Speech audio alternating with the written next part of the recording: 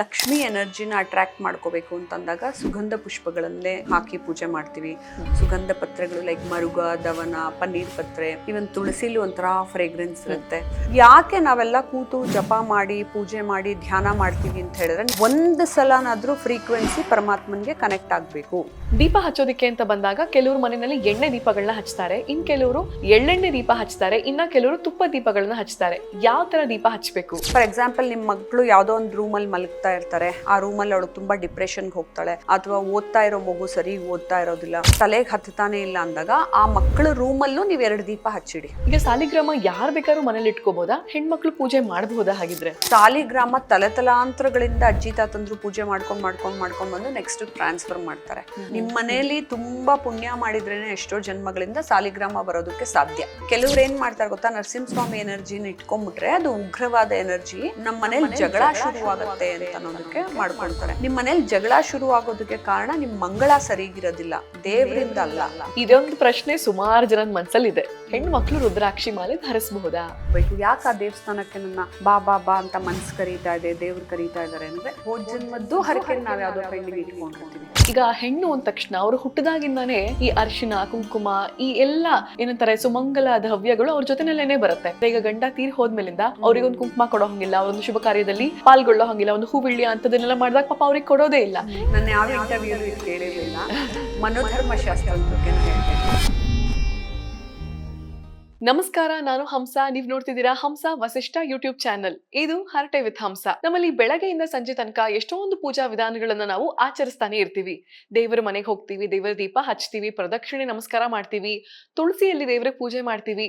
ಆದ್ರೆ ಯಾವ್ದು ಸರಿ ಯಾವ್ದು ತಪ್ಪು, ಹೇಗೆ ಮಾಡಬೇಕು ಹೇಗೆ ಮಾಡಬಾರ್ದು, ಎಷ್ಟೊಂದು ಪ್ರಶ್ನೆಗಳು ನಮ್ಮೆಲ್ಲರ ಮನಸ್ಸಲ್ಲಿ ಇದ್ದೇ ಇರುತ್ತೆ. ಈ ತರ ದಿನನಿತ್ಯದ ಪೂಜೆಗಳಲ್ಲಿ ನಮಗೆ ಇರುವಂತ ಗೊಂದಲಗಳ ಬಗ್ಗೆ, ಪ್ರಶ್ನೆಗಳ ಬಗ್ಗೆ ಇವತ್ತಿನ ಎಪಿಸೋಡ್ ಅಲ್ಲಿ ಉತ್ತರಗಳನ್ನು ನಾವು ಪಡ್ಕೊಳ್ಳೋಣ. ಇದರ ಬಗ್ಗೆ ನಮಗ್ ತಿಳಿಸ್ಕೊಡೋದಕ್ಕೆ ನಮ್ ಜೊತೆನಲ್ಲಿದ್ದಾರೆ ಕಲಾವಿದರಾಗಿರುವಂತ, ನಿರ್ಮಾಪಕಿ, ನಿರ್ದೇಶಕಿ ಆಗಿರುವಂತ, ಆಧ್ಯಾತ್ಮದ ಬಗ್ಗೆ ಸಾಕಷ್ಟು ವಿಚಾರಗಳನ್ನ ನಮ್ಮೆಲ್ಲರಿಗೂ ತಿಳಿಸ್ಕೊಡ್ತಿರುವಂತ ಡಾಕ್ಟರ್ ರೂಪಾ ಅಯ್ಯರ್ ಅವರು. ನಮಸ್ತೆ ಮ್ಯಾಮ್, ಹೇಗಿದ್ದೀರಿ? ಹಾಯ್, ನಮಸ್ತೆ ಹಂಸಾಜಿ, ಹೇಗಿದ್ದೀರಾ? ಚೆನ್ನಾಗಿದ್ದೀರಿ. ತಮ್ಮ ಬಿಸಿ ಸ್ಕೆಡ್ಯೂಲ್ ಅಲ್ಲಿ ನಮಗೋಸ್ಕರ ಸಮಯ ಕೊಟ್ಟು ಕಾರ್ಯಕ್ರಮಕ್ಕೆ ಬಂದಿದ್ದಕ್ಕೆ ಮೊದಲನೇದಾಗಿ ಥ್ಯಾಂಕ್ ಯು ನಿಮ್ಗೆ, ಹಾಗೆ ಸ್ವಾಗತ. My pleasure, so kind of you. Rupa ma'am ಅಂದಾಗ ಕಲೆ, ಸಿನಿಮಾ ಈ ತರಾನೇ ಮೊದಲೆಲ್ಲ ನೋಡ್ಕೊಂಡು ಬಂದಿರ್ತೀವಿ. ಈ ಕಲೆಯಿಂದ ಆಧ್ಯಾತ್ಮದ ಕಡೆಗೆ ಹೇಗೆ ಅನ್ನೋಂಥ ಪ್ರಶ್ನೆ ಸುಮಾರು ಜನದ ಮನಸ್ಸಲ್ಲಿರುತ್ತೆ. ಅದಕ್ಕೆ ಉತ್ತರದಿಂದ ಶುರು ಮಾಡೋಣ ಅಂತ. ಆಕ್ಚುಲಿ ಅದು ಉಲ್ಟಾ. ಆಧ್ಯಾತ್ಮದಿಂದ ಕಲೆಗಾದ್ರೂ ಹೋಗ್ಬೋದು, ಬಿಸ್ನೆಸ್ಗಾದ್ರೂ ಹೋಗ್ಬೋದು, ಎನಿ ಪ್ರೊಫೆಷನ್ಸ್ಗೆ ಹೋಗ್ಬೋದು ಅಂತ ಅನ್ನೋದು. ಭಕ್ತಿ ನಮಗೆಲ್ಲ ಬೈ ಬರ್ತ್ ಜೀವಾತ್ಮದ ಜೊತೆನೆ ಕನೆಕ್ಷನ್ ತಗೊಂಡು ಬಂದಿರುತ್ತಲ್ವಾ. ಭಕ್ತಿ ಚಿಕ್ಕ ವಯಸ್ಸಿಂದಾನೇ ಇತ್ತು. ಬಟ್ ಯಾವ ಕಡೆ ಹೋಗೋದು ಅಂತ ನಾವು ತುಂಬ ಸಲ ನಾವು ಕೂಡ ಒಂದು 10th ಸ್ಟ್ಯಾಂಡರ್ಡ್ ಮುಗಿಸಿದ್ಮೇಲೆ ವಿ ಗೆಟ್ ಕನ್ಫ್ಯೂಸ್ಡ್. ಸೊ ಅವಾಗ ದೇವರೇ ದಾರಿ ತೋರಿಸ್ತಾ ಹೋಗ್ತಾರೆ, ಇಲ್ಲೆಲ್ಲ ಇಲ್ಲಿ ಹೋಗು ಅಂತ. ಆಮೇಲೆ ಕಲೆ ನನಗೆ ಅದನ್ನು ಚಿಕ್ಕ ವಯಸ್ಸಿಂದ ಮೊದಲಿಂದ ಇತ್ತ. ನಾನು ಕ್ಲಾಸಿಕಲ್ ಡ್ಯಾನ್ಸರು. ಸೊ ಹಾಗೆ ಅದು ಸಿನಿಮಾ ಇಂಡಸ್ಟ್ರಿ, ಇವೆಂಟ್ಸು ಅದು ಇದು ಮಾಡ್ಕೊಂಡೇ ಬರ್ತಾ ಇದ್ದೀನಿ.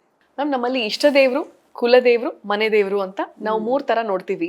ಈಗ ಕುಲದೇವ್ರು ಮನೆ ದೇವ್ರು ಒಂದೇನಾ, ಅಥವಾ ಅವರಿಗೆ ಪೂಜೆ ಮಾಡಿ ಇಷ್ಟ ದೇವರಿಗೆ ಪೂಜೆ ಮಾಡಬಾರ್ದಾ, ಇಷ್ಟ ದೇವ್ರಿಗೆ ಪೂಜೆ ಮಾಡಿ ಅವ್ರಿಗೆ ಪೂಜೆ ಮಾಡ್ಬೇಕಾ, ಹೇಗಿದು ಅಂತ? ಆಕ್ಚುಲಿ ಒಂದೇ ಆಗತ್ತೆ. ಏನಾಯ್ತು, ಅದ್ರ ಜೊತೆ ಗ್ರಾಮ ದೇವತೆ ಕೂಡ ಬರ್ತಾಳೆ, ಗ್ರಾಮ ದೇವರು ಕೂಡ ಬರ್ತಾರೆ. ಇದು ಹೇಗೆ ಅಂದ್ರೆ, ನಾವು ಯಾವ ಲೀನಿಯೇಜ್ ಅಲ್ಲಿ ಹುಟ್ಕೊಂಡ್ ಬಂದಿರ್ತೀವಿ, ನನ್ನನ್ನ ಯಾವ ಕುಟುಂಬದಲ್ಲಿ, ಫಾರ್ ಎಕ್ಸಾಂಪಲ್ ಯಾರೋ ನಮ್ಮ ಮುತ್ತಾತ ಮರಿತಾತ ಯಾರಿಗೋ ಮಕ್ಕಳಾಗಿರಲ್ಲ ಅಂದ್ರೆ ಒಂದು ದೇವ್ರಿಗೆ ಪ್ರೇಯರ್ ಮಾಡಿರ್ತಾರೆ, ಆ ದೇವ್ರು ವರ ಕೊಟ್ಟಿರ್ತಾರೆ. ಸೊ ಅದೇ ದೇವ್ರನ್ನ ಕುಲದಲ್ಲಿ ಪೂಜೆ ಮಾಡ್ಕೊಂಡು ಬಂದಿರ್ತಾರೆ. ಕುಲ ಮನೆ 2 ಒಂದೇ ನಿಮಗೆ. ಆದರೆ ಹೆಣ್ಮಕ್ಳಿಗೆ ಇದು ಒಂದು ಕನ್ಫ್ಯೂಷನ್ ಇದೆ. ಯಾವಾಗಲೂ ನನ್ನ ಪ್ರಶ್ನೆ ಕೇಳ್ತಾರೆ, ನಾನು ಗಂಡನ ಮನೆಗೆ ಹೋದ್ಮೇಲೆ ಆ ದೇವ್ರ ಪೂಜೆ ಮಾಡಬೇಕಾ, ನಮ್ಮ ದೇವ್ರ ಪೂಜೆ ಮಾಡಬೇಕಾ ಅಂತ. ನೀವು ಭಕ್ತಿಲಿ ಒಂದು ಲೆವೆಲ್ಗೆ ಹೋಗ್ಬಿಟ್ಮೇಲೆ ಎಲ್ಲ ದೇವರು ಒಂದೇ, ನಿರಾಕಾರ ಪರಬ್ರಹ್ಮ ಆಗ್ತಾನೆ, ಎಲ್ಲರಲ್ಲೂ ದೇವ್ರನ್ನ ಕಾಣ್ತಾ ಹೋಗ್ತೀರಾ ನೀವು. ಆದರೆ ನೀವು ನಿಜವಾಗ್ಲೂ ನೀವು ಬಂದಂಥ ನಿಮ್ಮ ತಾತ ಮುತ್ತಾತ ವರ ಪಡ್ಕೊಂಡು ನೀವು ಯಾವುದೋ ಜನ್ಮದಲ್ಲಿ ಹುಟ್ಟಿದ್ರಿ ಅಂತ ಇಟ್ಕೊಳ್ಳಿ, ಅದೇ ಜೀವಾತ್ಮದ ಕನೆಕ್ಷನ್ನು ಮತ್ತೆ ನೀವು ಇವಾಗ ಈ ಒಂದು ಸ್ವರೂಪದಲ್ಲಿ ಬಂದು ಹುಟ್ಟಿರ್ತೀರ. ಅದನ್ನ ಮರಿಬಾರ್ದು ಅಂತ. ನಿಮ್ಮ ಜನ್ಮಕ್ಕೆ ಕಾರಣ ನಾಟ್ ಜಸ್ಟ್ ದಿಸ್ ಜನ್ಮ, ಎಷ್ಟೋ ಜನ್ಮಗಳ ಹಿಂದಿನ ನಿಮ್ಮ ಜನ್ಮಕ್ಕೆ ಕಾರಣ ನಿಮ್ಮ ಕುಲದೇವರು. ಮತ್ತೆ ನಿಮ್ಗೆ ಅದೇ ರೀತಿ ಕುಲದಲ್ಲಿ ಗುರುಗಳು ಇರ್ತಾರೆ. ಪ್ರತಿಯೊಂದು ಕುಟುಂಬಕ್ಕೂ ಒಬ್ರು ಗುರುಗಳು ಇರ್ತಾರೆ. ಆ ಗುರುಗಳು ಮತ್ತೆ ಯಾವ ಗ್ರಾಮದಲ್ಲಿ ನಾವಿದ್ದು ಗ್ರಾಮ ದೇವತೆಗೆ ಪೂಜೆ ಮಾಡಿದ್ವಿ, ಆ ಗ್ರಾಮ ದೇವತೆ ಏನ್ ಬೇಕಾದ್ರೂ ನಮ್ಮ ಅಜ್ಜಿ ತಾತ ಬೇಡ್ಕೊಂಡಿರ್ತಾರೋ ಏನೋ, ನಿನಗೆ ಹರಕೆ ಕಟ್ಕೊಳ್ತೀನಿ, ನನ್ನ ಮಗನಿಗೆ ಮಕ್ಕಳಾಗ್ಲಿ ಅಥವಾ ನನಗೆ ಮಕ್ಕಳಾಗ್ಲಿ ಅಂತ ಅನ್ನೋದು. ಆಮೇಲೆ ಎಷ್ಟೋ ಜನರಿಗೆ ಮಕ್ಕಳಾಗಿರುತ್ತೆ, ಎಲ್ಲ ಸತ್ತೋಗಿರುತ್ತೆ. ಒಂದು ಹರಕೆ ಕಟ್ಕೊಂಡಾಗ ಒಂದೇ ಒಂದು ಮಗು ಉಳ್ಕೊಂಡಿರುತ್ತೆ. ಆ ಮಕ್ಳ ತಿರ್ಗಾ ಲೀನಿಯೇಜ್ ಬೆಳ್ಕೊಂಡು ಬಂದಿರ್ತೀವಿ ನಾವು ಯಾರೋ. ನಮ್ಮದೇ 10 ಜನ್ಮದ ಹಿಂದೆ ನೋಡಕ್ ಹೋದ್ರೆ ಹಂಗಾಗಿರಬಹುದು. ಸೊ ಅದಕ್ಕಾಗಿ ನಮ್ಮ ಕುಲದೇವರು ಮತ್ತೆ ನಮ್ಮ ಮನೆ ದೇವರುಗಳನ್ನ ನಾವು ಮರಿಬಾರ್ದು. ಹೆಣ್ಮಕ್ಳು ಮದುವೆ ಆಗಿ ಹೋದ್ಮೇಲೆ ಅಂತ ಆ ಪ್ರಶ್ನೆ ಕೇಳಿದಾಗ ತಪ್ಪೇನಿಲ್ಲ, ಎರಡೂ ದೇವ್ರ ಪೂಜೆ ಮಾಡಿ. ನಿನಗೆ ಈ ಜನ್ಮವನ್ನ ಕೊಟ್ಟಿದ್ದು ನಿಮ್ಮ ಕುಲದೇವ್ರು, ಬಟ್ ನಿನ್ನ ಕರ್ಮ ಮುಗಿಸು ಅಂತ ಒಬ್ಬನ ಜೊತೆ ಮದ್ವೆ ಮಾಡಿಕೊಟ್ಟು ನಿನ್ನ ಅರ್ಧ ಜೀವನನ ಅಲ್ಲಿ ಕಳಿಸ್ತಿದ್ದಾರೆ ಅಂದ್ರೆ ಅವನಿಗೂ ಕೃತಜ್ಞನಾಗಿರ್ಬೇಕು ನಾವು. ಸೊ ಎರಡೂ ದೇವ್ರನ್ನು ಪೂಜೆ ಮಾಡೋದ್ರಲ್ಲಿ ತಪ್ಪೇನಿಲ್ಲ. ದೇವ್ರೇ ತಾನೆ, ಡಿಫ್ರೆಂಟ್ ಸ್ವರೂಪ ಅಷ್ಟೇ. ನಿತ್ಯದಲ್ಲಿ ನಾವು ದೇವರ ಪೂಜೆ ಹೇಗ್ ಮಾಡ್ಬೇಕು ಅಂತ? ಪೂಜೆಲಿ ತುಂಬಾ ತರ ಇದೆ. ಸಿಂಪ್ಲೆಸ್ಟ್ ವೇನಲ್ಲೂ ಮಾಡಬಹುದು, ಕಾಂಪ್ಲಿಕೇಟೆಡ್ ವೇನಲ್ಲೂ ಮಾಡಬಹುದು, ಎಲಾಬ್ರೇಟೆಡ್ ಆಗು ಮಾಡಬಹುದು, ಎವ್ರಿ ಡೇ ರಿಸರ್ಚ್ ಮಾಡ್ಕೊಂಡು ಒಂದೊಂದು ಆ್ಯಡ್ ಮಾಡಿಕೊಂಡು ಮಾಡಬಹುದು. ಇದನ್ನ ನಾರ್ತ್ ಇಂಡಿಯನ್ಸ್ ಎಲ್ಲ ಚಡತೆ ಜಾನ ಅಂತ ಒಂದು ಇದು ಮಾಡ್ತಾರೆ. ಫಾರ್ ಎಕ್ಸಾಂಪಲ್, ನಾವು ಒಂದು ದಿನ ಲಲಿತಾ ಸಹಸ್ರನಾಮ ಓದಿದ್ರೆ ನವರಾತ್ರಿಗಳಲ್ಲಿ 2ನೇ ದಿನ 2 ಸತಿ ಓದಬೇಕು, 3ನೇ ದಿನ 3 ಸತಿ ಓದಬೇಕು, 4ನೇ ದಿನ 4 ಸತಿ ಹೋಗಬೇಕು. ಆ ರೀತಿ ನೀವು ವಿಜಯದಶಮಿ ಬರೋ ಅಷ್ಟರಲ್ಲಿ 10 ಸಲ ಓದಬೇಕು. ಸೊ ಅದು ಒಂದೊಂದು ಸ್ಟೆಪ್ಪು ಮುಂದಕ್ಕೆ ಹೋಗ್ತಾ ಇರ್ತೀವಿ ಅಂತ ಅನ್ನೋದು. ಸೊ ಅಥವಾ ನನಗೆ ಬೇಡ ಅಂತ ಹೇಳಿದ್ರೆ, ಕಲಿಯುಗದಲ್ಲಿ ಬರೀ ನಾಮ ಜಪದಲ್ಲೇ ನಾನು ಇರ್ತೀನಿ ಅಂತ ಹೇಳಿದ್ರೆ, ನೀವು ನಡೆದಾಡ್ತಾ ಕೂತ್ಕೊಳ್ತಾ ಮಲ್ಕೊಳ್ತಾ ಓಂ ನಮೋ ನಾರಾಯಣ ಏನಾದರೂ ಹೇಳ್ತಿರೋ, ಓಂ ನಮ ಶಿವ ಏನಾದರೂ ಹೇಳ್ತಿರೋ. ಆದರೆ ಅದೇನಾಗುತ್ತೆ, ನಿಮ್ಮ ಒಂದು ಇಂದ್ರಿಯಕ್ಕೆ ಸೀಮಿತವಾಗಿರುತ್ತೆ. ಯಾಕೆ ನಾವೆಲ್ಲ ಕೂತು ಜಪ ಮಾಡಿ ಪೂಜೆ ಮಾಡಿ ಧ್ಯಾನ ಮಾಡ್ತೀವಿ ಅಂತ ಹೇಳಿದ್ರೆ, ನೀವು 1000 ಸತಿ ಜಪ ಮಾಡಿದ್ರೂ ಒಂದು ಸಲನಾದರೂ ಫ್ರೀಕ್ವೆನ್ಸಿ ಪರಮಾತ್ಮನಿಗೆ ಕನೆಕ್ಟ್ ಆಗಬೇಕು. ಇಲ್ಲ ಅಂದರೆ ಇದೇನು ಅಂದರೆ, ನೀವು ಸುಮ್ಮನೆ ಫೋನಲ್ಲಿ ಹಾಕ್ಕೊಂಡಂಗೆ ಟೇಪ್ ರೆಕಾರ್ಡರ್ ಹಾಕ್ದಂಗೆ ಬಾಯಿ ಪಟಪಟ ಅಂತಿರುತ್ತೆ, ನಿಮ್ಮ ಆತ್ಮ ಕನೆಕ್ಟ್ ಆಗಿರಲ್ಲ. ಸೊ ಆ ವೈಬ್ರೇಷನ್ ಆ್ಯಂಡ್ ಎನರ್ಜಿ ನಿಮಗೆ ಕನೆಕ್ಟ್ ಆಗಬೇಕು ಅಂತಂದಾಗ ನೀವು ಎಲ್ಲ ಥರ ಪೂಜೆ ಮಾಡೋದನ್ನು ಒಳ್ಳೆಯದೇ. ಆಮೇಲೆ ಇನ್ನೊಂದು ಕೇಳ್ತಾರೆ, ಭಕ್ತಿ ಎಲ್ಲ ಇದ್ದಾಗ ನೀವು ಯಾಕೆಲ್ಲ ಹೂ ಹಾಕಿ ಇದೆಲ್ಲ ಮಾಡಿ ಹೋಮ ಮಾಡಿ ಇದೆಲ್ಲ ಮಾಡಬೇಕು ಅಂತ. ಕಲಿಯುಗದಲ್ಲಿ ನಾವು ಹೆಂಗೆ ವಸ್ತು ವಿಚಾರಗಳನ್ನು ಅಂಟ್ಕೊಂಡಿದ್ದೀವೋ, ಇಷ್ಟಪಡ್ತೀವೋ, ಬೇಕು ಅನ್ನೋ ಬೇಡ ಅನ್ನೋ ಅಲ್ಲಿಂದ ಇಲ್ಲಿಗೆ ಬರೋಕ್ಕೆ ಕಾರ್ ಬೇಕೋ, ಬೇಕು ಅನ್ನೋ ಬೇಡ ಅನ್ನೋ ಶೆಕೆನಲ್ಲಿ AC ಬೇಕೋ, ಬೇಕು ಅನ್ನೋ ಬೇಡ ನಾನು ಇಲ್ಲಿಂದ ಡೆಲ್ಲಿಗೆ ಹೋಗ್ತೀನಿ ಅಂದರೆ ನಡ್ಕೊಂಡು ಹೋಗೋಕ್ಕಲ್ಲ ಫ್ಲೈಟ್ ಬೇಕೋ. ಸೊ ನಾವು ಹೇಗೆ ವಸ್ತುಗಳನ್ನು ಉಪಯೋಗಿಸ್ಕೋತಾ ಇದ್ದೀವೋ, ಇವನ್ ಋಷಿ ಮುನಿಗಳು ಕೂಡ ಆಗಿನ ಕಾಲದಲ್ಲಿ ದ್ರವ್ಯಗಳು ಅಂತೀವಿ, ದ್ರವ್ಯಗಳನ್ನು ಉಪಯೋಗಿಸ್ಕೊಂಡು ಪೂಜೆ ಮಾಡುವುದು. ಸೊ ಯಾಕೆಂದರೆ ಎಲ್ಲ ಪ್ರಕೃತಿನಲ್ಲಿ ಪರಮಾತ್ಮನೇ ಕೊಟ್ಟಿರೋದು, ಅದು ಪರಮಾತ್ಮನಿಗೆ ಅರ್ಪಣೆ ಅಂತ ನಾವು ಕೊಟ್ಬಿಡ್ತೀವಿ ವಾಪಸ್ಸು.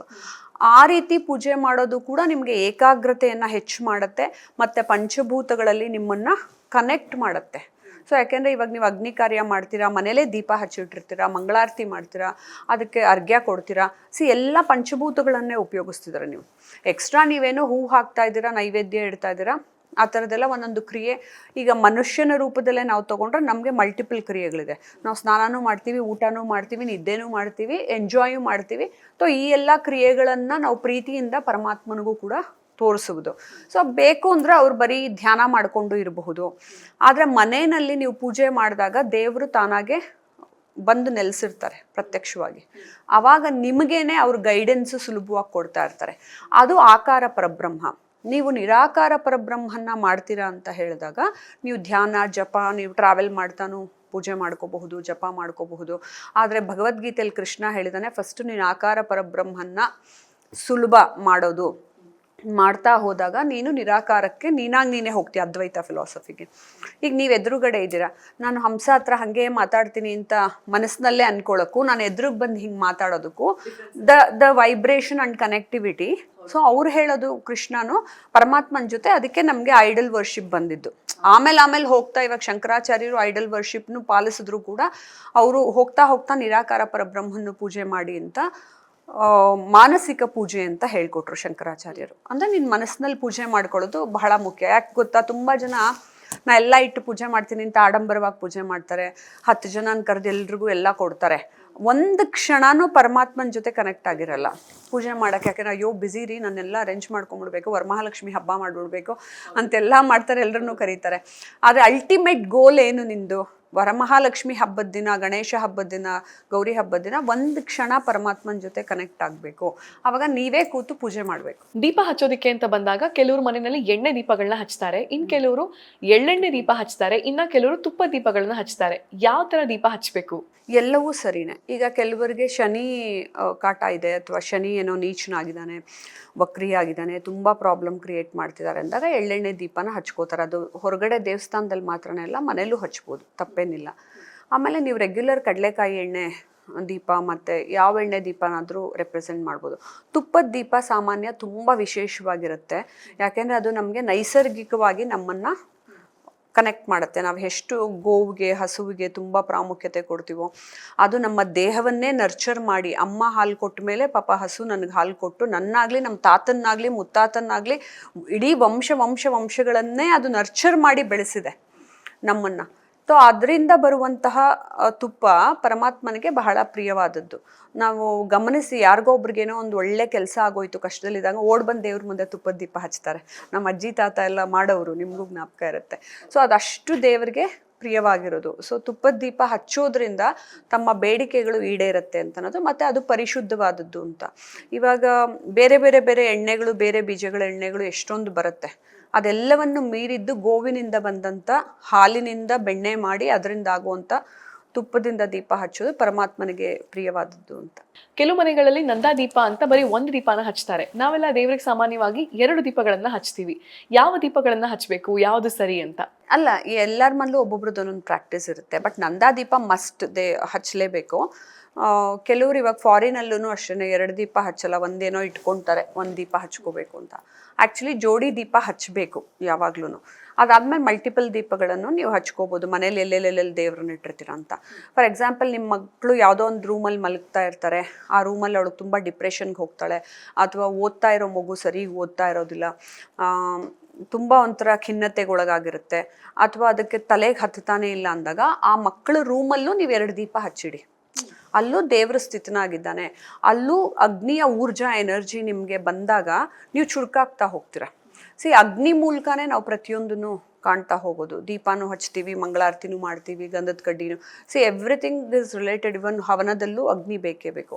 ನನ್ನ ಜೀವಾತ್ಮವೂ ಅಗ್ನಿ ಸ್ವರೂಪ. ನನ್ನ ಸಂಬಂಧಗಳನ್ನು ಇಟ್ಕೊಂಡಿರ್ತಕ್ಕಂಥ ಜಠರಾಗ್ನಿ ಕೂಡ ನನ್ನ ಮಣಿಪುರ ಚಕ್ರದಿಂದ ಎಲ್ಲ ಎನರ್ಜಿಗಳನ್ನು ಪಾಸ್ ಮಾಡಿನೇ ರಿಲೇಷನ್ಶಿಪ್ ಬಿಲ್ಡ್ ಆಗಿರೋದು. ಸೊ ಅಗ್ನಿ ಬಹಳ ಮುಖ್ಯ ಆಗುತ್ತೆ.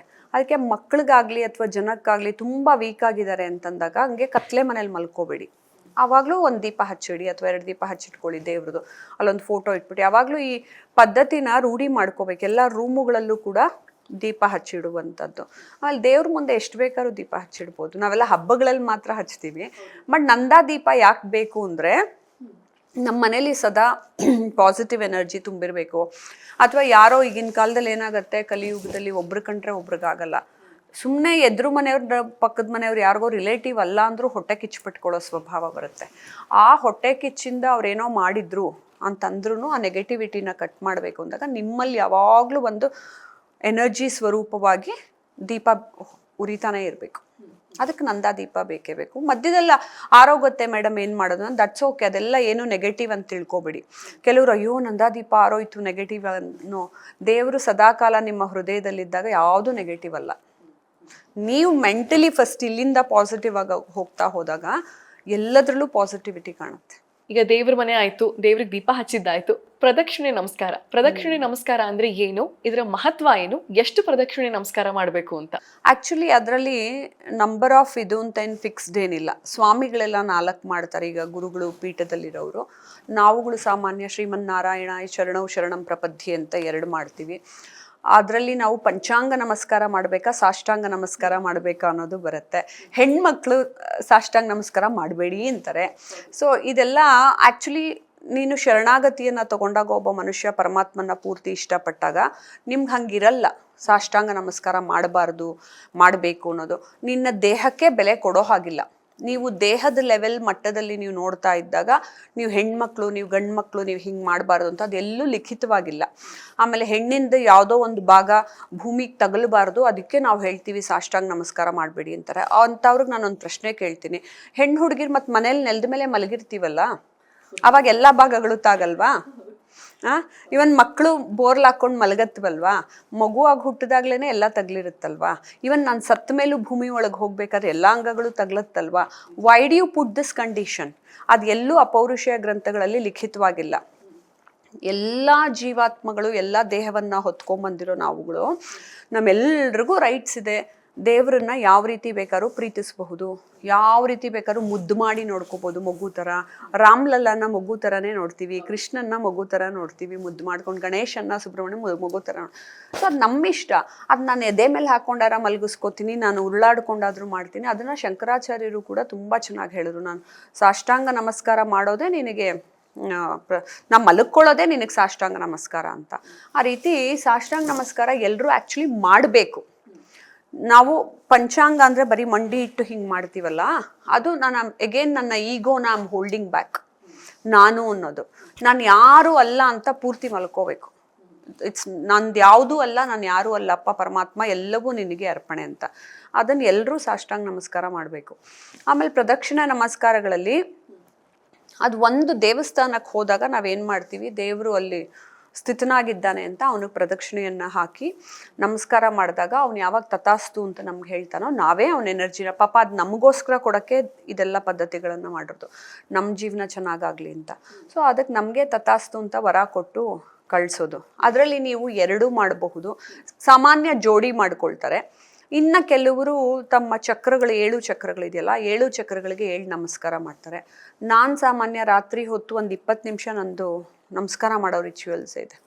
ನಮ್ಮ ಮಲ್ಗಕ್ಕೆ ಮುಂಚೆ ನಮ್ಮಲ್ಲಿ ಬೈತಿರ್ತಾರೆ, ಏನೇ ತೀರ್ಥಯಾತ್ರೆಗೆ ಹೋಗ್ಬಿಟ್ಟು ಬರ್ತೀಯ ಅಂತ. ಎಲ್ಲ ದೇವ್ರ ಹತ್ರನೂ ಮಾತಾಡ್ಕೊಂಡು ಎಲ್ರಿಗೂ ನಮಸ್ಕಾರ ಮಾಡಿ ಮಾತಾಡ್ಬಿಟ್ಟು ಎಲ್ರಿಗೂ ಹೇಳಿ ಕರ್ಕೊಂಬಂದು ಹಾಸಿಗೆ ಮೇಲೆ ಅವ್ರನ್ನೂ ಮಲಗಿಸ್ಕೊಂಡು ಆಮೇಲೆ ಮಲ್ಗೋದು ನಾನು. ಸೊ ಆ ಥರ ನೀವು ಹೋಗ್ತಾ ಭಕ್ತಿಲಿ ನಿಮಗೆ ಒಂದು ದೇವರೇ ಕಮ್ಯುನಿಕೇಟ್ ಮಾಡ್ತಾ ಹೋಗ್ತಾರೆ, ಇನ್ನೊಂದು ನಮಸ್ಕಾರ ಮಾಡು, ಇನ್ನೊಂದು ಇದು ಮಾಡು, ಅದು ಮಾಡು ಅಂತ. ಅವಾಗ ನಿಮಗೆ ಸುಸ್ತಾಯಿತು ಅಂತ ಅನ್ಸೋದೇ ಇಲ್ಲ. ನನಗಂತೂ ಎಷ್ಟೋ ದಿನ ತುಂಬ ಟ್ರಾವೆಲ್ ಮಾಡ್ಕೊಂಬಂದ್ಬಿಟ್ಟು ರಾತ್ರಿ 12 ಗಂಟೆ ಆಗ್ಬಿಟ್ರು, ಇವತ್ತಾಗಲ್ಲ ಪರಮಾತ್ಮ, ಒಂದೇ ಒಂದು ನಮಸ್ಕಾರ ಹಾಕ್ಬಿಟ್ಟು ಹೊರಟೋಗ್ತೀನಿ ಅಂದರೆ ಎಗೇನ್ 20 ನಿಮಿಷ ನಿಲ್ಲಿಸ್ಕೊಳ್ತಾರೆ ನನ್ನ. See when they are communicating, ನಾನು ಆ ಜಾಗ ಬಿಟ್ಟು ಹೋಗೋಕ್ಕೆ ಇಷ್ಟ ಆಗಲ್ಲ. ಅವ್ರೇನೋ ಮಾತಾಡಿಸ್ತಾ ಇದ್ದಾಗ, ಏನೋ ಮಾತಾಡ್ತಿದ್ದಾಗ ಅದೆಷ್ಟು ಅದ್ಭುತವಾಗಿರುತ್ತೆ ಅಂದರೆ ಜಗತ್ತಿನ ಎಲ್ಲ ಸುಖಗಳನ್ನು ಮೀರಿದ್ದದು. ಸೊ ಆ ಭಕ್ತಿ ಸುಖನ ಅನುಭವಿಸಿದವ್ರಿಗೆ, ಈವನ್ ಆಡಿಯನ್ಸ್ಗೂ ಅದು ಭಕ್ತಿ ಗೊತ್ತಾಯಿರುತ್ತೆ. ಹಾಗಾಗಿ ನಮಸ್ಕಾರಕ್ಕೆ ಇಷ್ಟೇ ಅಂತ ಏನು ಕಂಡೀಷನ್ ಇಲ್ಲ, ಬಟ್ ಪಂಚಾಂಗ ನಮಸ್ಕಾರನೇ ಮಾಡಬೇಕು ಅಂತಲೂ ಏನಿಲ್ಲ. ಸಾಷ್ಟಾಂಗ ನಮಸ್ಕಾರ ಎಲ್ಲರೂ ಮಾಡಬಹುದು. ನಮ್ಮಲ್ಲಿ ಈ 21, 101 ಈ ತರ ಸಂಖ್ಯೆಗಳಿಗೆ ಮಹತ್ವ ಯಾಕೆ ಅಂತ ಇಷ್ಟೊಂದು? It's a beautiful thing. Scientifically ಕೂಡ ಎಷ್ಟು ಚೆನ್ನಾಗಿ ರಿಲೇಟ್ ಆಗಿದೆ ಗೊತ್ತಾ ಅದು. 21 ಹೇಗೆ ಅಂದರೆ, ನಾನಿವಾಗ ಪ್ರಾಣಾಯಾಮ ಮಾಡಬೇಕಾದ್ರೆ 21 ಹೌ ವಿ ರಿಲೇಟ್, 7 3 21 7 ಚಕ್ರಗಳಿದೆ. ಸೊ ಆ 7 ಚಕ್ರಗಳಿಗೂ ಪ್ರಾಣಾಯಾಮ ಮಾಡಬೇಕಾದ್ರೆ ಅದೊಂದು ಡಿಫ್ರೆಂಟ್ ಟೆಕ್ನಿಕ್ಕು. ಸೊ ಒಂದೊಂದು ಚಕ್ರಕ್ಕೆ ನಾನು 3 ಸತಿ ಉಸಿರಾಡಿ ಬಿಟ್ಟು ಇಡಾಪಿಂಗಳ ಮತ್ತು ಸುಷುಮ್ನಾನ ಆ್ಯಕ್ಟಿವೇಟ್ ಮಾಡ್ಕೋಬೇಕು. ಅದು ಒಂದೊಂದು ಚಕ್ರಕ್ಕೆ ರಿಲೇಟೆಡ್ ಆಗಿರೋದು. ಮತ್ತು ಗಣೇಶನ್ಗೆ ಎಸ್ಪೆಷಲಿ ಮೂಲಾಧಾರ, ಮೊದಲ ಚಕ್ರ ರಿಲೇಟೆಡ್ ಆಗಿರೋದೇ ಗಣೇಶನ್ಗೆ. ನನ್ನ ಎಕ್ಸಿಸ್ಟೆನ್ಸ್, ನನ್ನ ಮೂಲಾಧಾರ ಗಣೇಶ. ಸೊ ಅಲ್ಲಿಂದ ಬಂದಾಗ ನಾನು 7 ಚಕ್ರಕ್ಕೆ 3 ಸತಿ ಅಂತ ಉಸಿರಾಡ್ಕೊಂಡಾಗ it's a unique number 21. So ಅದಕ್ಕೆ 21 ಭಕ್ತಿಗೆ ಇಂಟರ್ ಕನೆಕ್ಟೆಡ್ ಆಗಿದೆ. ಅಂದರೆ ನಿಮಗೆ ಯೂನಿವರ್ಸಲ್ ಎನರ್ಜಿ, ನಿಮ್ಮ ಉಸಿರಾಟ, ನೀವು ಮಾಡುವಂತಹ ಪದ್ಧತಿಗಳಿಗೆ ಅದು ಒಳಗಡೆ ಇಂಟರ್ ಕನೆಕ್ಟೆಡ್ ಆಗಿದೆ. ಆ 3 ಸತಿ ಮಾಡಿ ನೀವು 21 ಸತಿ ಮಾಡಿದಾಗ ನಿಮಗೆ ನೇಚರ್ ಜೊತೆ ಎನರ್ಜಿ ಚಾನಲ್ಸ್ ಓಪನ್ ಆಗುತ್ತೆ. ಸೊ ಆ ಎನರ್ಜಿ ಚಾನಲ್ಸ್ ಓಪನ್ ಆಗೋದಕ್ಕೆ 21 ಎಗೇನ್ 108 ಕೂಡ ನಮ್ಮ ಬಾಡಿಯಲ್ಲಿರುವಂತಹ ಮರ್ಮ ಕನೆಕ್ಷನ್, 108 ಕನೆಕ್ಟಿವಿಟಿ ಇದೆ. ಸೊ ಅದು ಕೂಡ ನಮಗೆ ಯಾವ ರೀತಿ ನಾವು ಪ್ರಾಣಾಯಾಮ ಅಥವಾ ಜಪ ಮಾಡಬೇಕಾದ್ರೆ 108 ಮಾಡಿ ಅಂತೀವಲ್ಲ, ಅದನ್ನು ವೈಜ್ಞಾನಿಕವಾಗಿ ಮತ್ತು ಜ್ಯೋತಿಷ್ಶಾಸ್ತ್ರದ ಪ್ರಕಾರ ಬ್ಯೂಟಿಫುಲ್ಲಾಗಿ ರಿಲೇಟ್ ಮಾಡಿದ್ದಾರೆ. ಈ ಸೂರ್ಯನ ಡಯಾಮೀಟರ್ ಮತ್ತು ಭೂಮಿಯಿಂದ ಸೂರ್ಯ 108 ಸಲ ಇಂಟು 108 ಮಾಡಿದ್ರೆ ಅದರ ಡಯಾಮೀಟರು ಅಲ್ಲಿಗೆ ರೀಚ್ ಆಗ್ತೀವಿ. ಅದೇ ರೀತಿ ಭೂಮಿಯಿಂದ ಚಂದ್ರ, ಸೊ ಚಂದ್ರನ ಡಯಾಮೀಟರು 108 ಸತಿ ಮಾಡಿದ್ರೆ ಭೂಮಿಗೆ ಕನೆಕ್ಟ್ ಆಗುತ್ತೆ. ಸೊ ಇದು ಸೈಂಟಿಫಿಕಲಿ ಕೂಡ ನಮಗೆ universally how to get connected ಅನ್ನೋದಕ್ಕೆ, ನೀವು 108 ಸತಿ ಮಂತ್ರವನ್ನು ಮಾಡಿದಾಗ, ಸೂರ್ಯನ ಜಪ ಆಗಿರಲಿ, you will get connected to him. ನಾನು ಇದನ್ನ ಯಾವಾಗಲೂ ಹೇಳುವೆ, ನಾವು ಸುಮ್ಮನೆ ಇಲ್ಲಿ ಮಾತಾಡಿದಾಗ 10 ಜನಕ್ಕೆ ಕೇಳಿಸುತ್ತೆ. ಸೊ ಅದೇ ನಾನು ಮೈಕ್ ಹಿಡ್ಕೊಂಡು ಮಾತಾಡಿದಾಗ 1000 ಜನಕ್ಕೆ ಕೇಳಿಸುತ್ತೆ. ಸೊ ನಿನ್ನ ಮಂತ್ರ ನೀನು ಒಂದೇ ಒಂದು ಹೇಳ್ಕೊಂಡಾಗ ಇಲ್ಲಿಗೆ ಹೋಗುತ್ತೆ. ಸೊ ನೀನು ಮಂತ್ರ ಹೇಳಿ ಮಂತ್ರ ಟ್ರಾವೆಲ್ ಮಾಡ್ತಾ ಇದೆ ಅಂದಾಗ ಅದನ್ನು ಪುಷ್ ಮಾಡ್ಕೊಂಡು ಅದ್ರ ಹಿಂದೆ ಒಂದು ಮಂತ್ರ ಹೋಗಿ ಹಂಗೆ ಕನೆಕ್ಟ್ ಆಗುತ್ತೆ. ಹಾಗಾಗಿ ತುಂಬ ಜನ ಸಿದ್ಧಿಸ್ಕೊಳ್ಳೋರು ಲಕ್ಷಗಳಲ್ಲಿ ಮಂತ್ರ ಮಾಡ್ತಾರೆ. ಸೊ ಮಂತ್ರ ಟ್ರಾವೆಲ್ ಮಾಡಿ ಅಲ್ಲಿ ಹೋಗಿ ರೀಚ್ ಆಗಲೇಬೇಕು ಅಂತ. ದಟ್ಸ್ ಹೌ ಋಷಿ ಮುನಿಗಳು, ದೇವಾನುದೇವತೆಗಳೇ ನನ್ನ ಮುಂದೆ ಪ್ರತ್ಯಕ್ಷ ಆಗಬೇಕು ಅಂತಂದಾಗ ವರ್ಷಾಂತರ ಕೂತು ಜಪಾನ ಮಾಡಿ ಅಷ್ಟು ಎನರ್ಜಿನ ಪುಷ್ ಮಾಡಿ ಅದು ಪರಮಾತ್ಮನ ತಲುಪಿ ಅವರೇ ಬಂದ್ಬಿಡೋರು, ಏನಪ್ಪ ಏನು ವರ ಕೊಡಲಿ ನಿನಗೆ ಅಂತ. ಸೊ ಆ ರೀತಿ ಭಕ್ತಿಲಿ ನೀವು ಜಪ ಮಾಡ್ತಾ ಹೋದಾಗ number it matters a lot. So 108 just a minimum. ನೀವು ಜಪ ಮಾಡಬೇಕು ಅಂತ ಹೇಳಿದ್ರೆ 1.25 ಲಕ್ಷ ಮಿನಿಮಮ್ ಮಾಡಬೇಕು. ಅದಾದ್ಮೇಲೆ 5 ಲಕ್ಷ ಮಾಡೋದು ಒಂದು ಸಿದ್ಧಿ ಮಾಡ್ಕೊಳ್ತೀರ ಒಂದು ಮಂತ್ರನ. ಈಗ ಮಲ್ಟಿಪಲ್ ಮಂತ್ರ ಮಾಡ್ಕೊಂಡು ಹೋಗ್ತಾರೆ. ಅವ್ರು ಅದು ಹೇಳ್ಬಿಟ್ರು, ಇವ್ರು ಎಲ್ಲರೂ ಹೇಳೋದು ಕರೆಕ್ಟೇ, ತಪ್ಪೇನಿಲ್ಲ. ಎಲ್ಲ ಮಂತ್ರಗಳಲ್ಲೂ ಒಂದು ಎನರ್ಜಿ ಇರುತ್ತೆ. ಬಟ್ ನಾನು ನಿಮಗೆ ಕೊಡೋ ಟಿಪ್ಸ್ ಏನು ಅಂದರೆ, ನಿಮಗೆ ಈಗ ಸದ್ಯಕ್ಕೆ ಏನು ಬೇಕು, ಯಾವಾಗಲೂ ನನಗೆ ಯಾರ ಫೋನ್ ಮಾಡಿದ್ರು ನಾನು ಅದನ್ನೇ ಅಡ್ವೈಸ್ ಮಾಡ್ತೀನಿ. ಎಲ್ಲ ಮಾಡಬೇಕು, ದಿನನಿತ್ಯ ಎಲ್ಲ ಪೂಜೆ ಮಾಡಿ. ಆದರೆ ಒಂದನ್ನು ಸಿದ್ಧಿಸ್ಕೋಬೇಕು ಅಂತ ಅದನ್ನು ಹಿಡ್ಕೊಳ್ಳಿ. ಹಗ್ಗ ಹಿಡ್ಕೊಂಡು ನೀವು ಮೇಲಕ್ಕೆ ಹತ್ತದಂಗೆ, ಏಣಿ ಹತ್ತದಂಗೆ. ಆ ಒಂದು ಮಂತ್ರವನ್ನು ನೀವು ಬಿಡ್ದಂಗೆ ದಿನ 1000 ಜಪನಾದರೂ ಮಾಡಿಕೊಂಡು 21 ದಿನ 21,000 ಮಾಡ್ಕೋಬೇಕು. ಆವಾಗ ಒಂದು ಸಿದ್ಧಿಸ್ಕೊಳ್ತೀರಾ ನೀವು. ಆವಾಗ ಅನೇಕ ಡೋರ್ಸ್ ಓಪನ್ ಆಗುತ್ತೆ ನಿಮಗೆ ಹೇಗೆ ಬೆಳಿಬೇಕು ಅಂತ ಅನ್ನೋದಕ್ಕೆ. ಆ ಮಂತ್ರ ಜಪವನ್ನು ನೀವು ಎಷ್ಟೇ ಜಪ ಹೇಳ್ಕೊಟ್ಟಿದ್ರು, ಫಸ್ಟು ನೀವು ಗಣೇಶಂದು ಮಾಡ್ಕೋಬೇಕು. ದಿಸ್ ಇಸ್ ವೇರ್ ಕುಲದೇವ್ರು ಬರ್ತಾರೆ, ಕುಲದೇವ್ರದ್ದು ಮಾಡ್ಕೋಬೇಕು. ಆಮೇಲೆ ನಿಮ್ಮ ಗುರುಭ್ಯೋ ನಮಃ, ಓಂ ಶ್ರೀ ಗುರುಭ್ಯೋ ನಮಃ ಅಂತ ಒಂದು ಲೈನ್ ಆದರೂ ಹೇಳ್ಕೋಬೇಕು. ಆಮೇಲೆ ನೀವು ನಿಮ್ಮ ಇಷ್ಟ ದೇವತೆಗಳದ್ದು ಪೂಜೆ ಮಾಡ್ಕೋಬೇಕು. ಆಮೇಲೆ ಇವತ್ತಿಗೆ ನಿಮ್ಗೆ ಏನು ಬೇಕು, ಈಗ ಫಾರ್ ಎಕ್ಸಾಂಪಲ್ ನಂಗೆ ಯಾವುದೋ ಕೋರ್ಟ್ ಕೇಸ್ ನಡೀತಾ ಇದೆ, ಕೋರ್ಟ್ ಕೇಸಿಂದ ನಾನು ವಿಜಯಳಾಗೋದಕ್ಕೆ ನನಗೆ ಯಾವ್ದು ಬೇಕೋ, ವಿಜಯಲಕ್ಷ್ಮಿ ಮಂತ್ರ ಮಾಡ್ಕೋತೀನೋ, ಕಾಳಿ ಮಂತ್ರ ಮಾಡ್ಕೋತೀನೋ, ನರಸಿಂಹಸ್ವಾಮಿ ಮಂತ್ರ ಮಾಡ್ಕೊಳ್ತೀನೋ, ಬಗಲಾಮುಖಿ ಮಂತ್ರ ಮಾಡ್ಕೊಳ್ತೀನೋ, ನನಗದು ಬೇಕಾಗುತ್ತೆ. ನಿಮಗೆ ನೀವೇನೋ ತುಂಬ ಬಡತನದಲ್ಲಿದ್ದೀರಾ, ನಾಳೆ ಯಾರಿಗೋ ಸಾಲ ತೀರಿಸ್ಬೇಕು, ನಿಮಗೆ ದುಡ್ಡು ಬರಬೇಕು, ಆವಾಗ ನೀವು ಲಕ್ಷ್ಮೀ ಮಂತ್ರ ಮಾಡ್ಕೋಬೇಕು. ಅಥವಾ ನಿಮ್ಮಲ್ಲಿ ಎಲ್ಲ ಸಮೃದ್ಧಿ ಆಗಿದೆ, ಮನೇಲಿ ನೆಮ್ಮದಿ ಇಲ್ಲ, ಎಲ್ಲರ ಮನೇಲೂ ಗಲಾಟೆ ಕಚ ಕಚ ಕಚ ಕಚ ಕಚ ಅಂತ ಒಬ್ರಿಗೊಬ್ರು ಮಾತು ಶುರು ಮಾಡೋಕ್ಕಿಲ್ಲ, ಎಲ್ರಿಗೂ ಜಗಳ ಶುರುವಾಗುತ್ತೆ. ಸೊ ಆ ರೀತಿ ಜಗಳ ಇದ್ದಾಗ ನಿಮ್ಮ ಮನೇಲಿ ಮಂಗಳ ಹಾಳಾಗಿರ್ತಾನೆ. ಸೊ ಅವಾಗ ನಿಮಗೆ ನೆಮ್ಮದಿ ಬೇಕು ಅಂತಂದಾಗ ಅದಕ್ಕೆ ಬೇರೆ ಮಂತ್ರಗಳನ್ನು ಮಾಡ್ಕೋಬೇಕು. ಗುರು ಮಂತ್ರ ಮಾಡ್ಕೊಳ್ತಿರೋ ಅಥವಾ ಲಲಿತಾ ತ್ರಿಪುರ ಸುಂದರಿದು ಯಾವಾಗಲೂ ಜನರಲಿ ಮನೆಯಲ್ಲಿ ಸಮೃದ್ಧಿ, ಸುಖ, ಸಂತೋಷ ಎಲ್ಲವನ್ನು ನೆಲೆಸಿರೋದಕ್ಕೇನೆ ಅವಳು ಕೊಡುವಂಥದ್ದು. ಸೊ ಈ ರೀತಿ ಬೇರೆ ಬೇರೆ ಮಂತ್ರನ ಇಟ್ಕೊಂಡು ನೀವು ಅದನ್ನು ಅಚೀವ್ ಮಾಡ್ತಾ ಹೋಗಬೇಕು. ಎಲ್ಲಂದ್ರೆ ಎಲ್ಲ ಸ್ಕ್ಯಾಟರ್ಡ್ ಆಗಿ ಹರಡ್ಕೊಂಡ್ಬಿಟ್ಟಿರುತ್ತೆ. ಭಕ್ತಿ ಓಕೆ, ನಮ್ಮೆಲ್ರಿಗೂ ಭಕ್ತಿ ಇದೆ. ಆದರೆ ಕಲಿಯುಗದಲ್ಲಿ, ಕಾಂಪಿಟೇಟಿವ್ ವರ್ಲ್ಡಲ್ಲಿ ನೀವೇನೋ ಒಂದೊಂದು ಸಾಧನೆ ಮಾಡಲೇಬೇಕಲ್ಲ. ಆ ಸಾಧನೆ ಮಾಡೋದಕ್ಕೆ ಅದೊಂದು ಎಕ್ಸ್ಟ್ರಾ ಮಾಡಬೇಕು ನೀವು. ಮ್ಯಾಮ್, ಈಗ ಭಗವಂತನಿಗೆ ಯಾವ ತರದ ಹೂವು ಅಥವಾ ಪತ್ರೆಯನ್ನ ಸಮರ್ಪಿಸಬೇಕು ಅನ್ನೋದು ಒಂದು ದೊಡ್ಡ ಕ್ವೆಶ್ಚನ್. ಯಾವ ತರ ಹೂನ ಅಥವಾ ಪತ್ರೆಯನ್ನ ಕೊಡಬೇಕು? ಸಾಮಾನ್ಯವಾಗಿ ಎಲ್ಲವನ್ನು ದೇವ್ರು ಇಷ್ಟಪಡ್ತಾನೆ. ಬಟ್ ನಾವು ಲಕ್ಷ್ಮಿ ಎನರ್ಜಿನ ಅಟ್ರಾಕ್ಟ್ ಮಾಡ್ಕೋಬೇಕು ಅಂತಂದಾಗ ಸುಗಂಧ ಪುಷ್ಪಗಳನ್ನೇ ಹಾಕಿ ಪೂಜೆ ಮಾಡ್ತೀವಿ. ಸುಗಂಧ ಪತ್ರೆಗಳು ಲೈಕ್ ಮರುಗ, ದವನ, ಪನ್ನೀರ್ ಪತ್ರೆ, ಇವನ್ ತುಳಸಿಲಿ ಒಂಥರ ಫ್ರೇಗ್ರೆನ್ಸ್ ಇರುತ್ತೆ. ಆ ಥರದ್ದು ಇವನ್ ತಾಳೆಗರಿ, ತಾಳೆ ಹೂವು ಎಲೆ ಬರುತ್ತಲ್ಲ ಅದು, ಆ ಥರದ್ದು. ಬಟ್ ಎಲ್ಲ ಯಾವುದನ್ನು ದೇವ್ರು ಬೇಡ ಅನ್ನಲ್ಲ. ನಾವೆಷ್ಟೋ ವ್ರತಗಳಲ್ಲಿ ಓದಿರ್ತೀವಿ, ಕಾಡಲ್ಲಿ ಏನೂ ಸಿಗದೆ ಇದ್ದಾಗ ಅಲ್ಲಿರೋ ಸೊಪ್ಪುಗಳನ್ನೇ ಹಾಕಿ ಅವಳು ಪೂಜೆ ಮಾಡಿದ್ಲು ಪರಮಾತ್ಮನಿಗೆ ಅಂತ. ಸೊ ಭಕ್ತಿ ಬಹಳ ಮುಖ್ಯ ಆಗತ್ತೆ. ಆದ್ರೆ ಎಲ್ಲ ಸಿಗೋ ಹಾಗಿದ್ದು ನಾವು ಲೋಭಿತನ ಮಾಡಬಾರ್ದು ಅಂತನ್ನೋದು ಶಾಸ್ತ್ರಗಳಲ್ಲಿ ಹೇಳೋದು. ಆಮೇಲೆ ಲಕ್ಷ್ಮಿಗೆ ಯಾವಾಗ್ಲೂ ಸುಗಂಧ ಪುಷ್ಪ ತುಂಬಾ ಇಷ್ಟ. ಸೊ ಅದಕ್ಕೆ ಇವಾಗ ನಾವು ಹೋಮ ಮಾಡಬೇಕಾದ್ರೂ ಮಲ್ಲಿಗೆ ಹೂಗೆ ಜೇನುತುಪ್ಪ ಹಾಕ್ಬಿಟ್ಟು ಅದನ್ನ ಹೋಮದಲ್ಲೂ ಕೂಡ ಹಾಕ್ತಿವಿ. ಮತ್ತೆ ತಾವರೆ ಹೂ ಎನಿವೆ ಬಿಡಿ, ಅದು ಸುಗಂಧ ಇರ್ಲಿ ಇರದೆ ಹೋಗ್ಲಿ, ಇಟ್ಸ್ ಅ ಯುನೀಕ್ ಫ್ಲವರ್. ಒಂದ್ ಡ್ರಾಪ್ ನೀರನ್ನು ಕೂಡ ಅಂಟಿಸ್ಕೊಳ್ದೆ ಇರುವಂತಹ ಡಿಟ್ಯಾಚ್ಡ್ ಫ್ಲವರ್.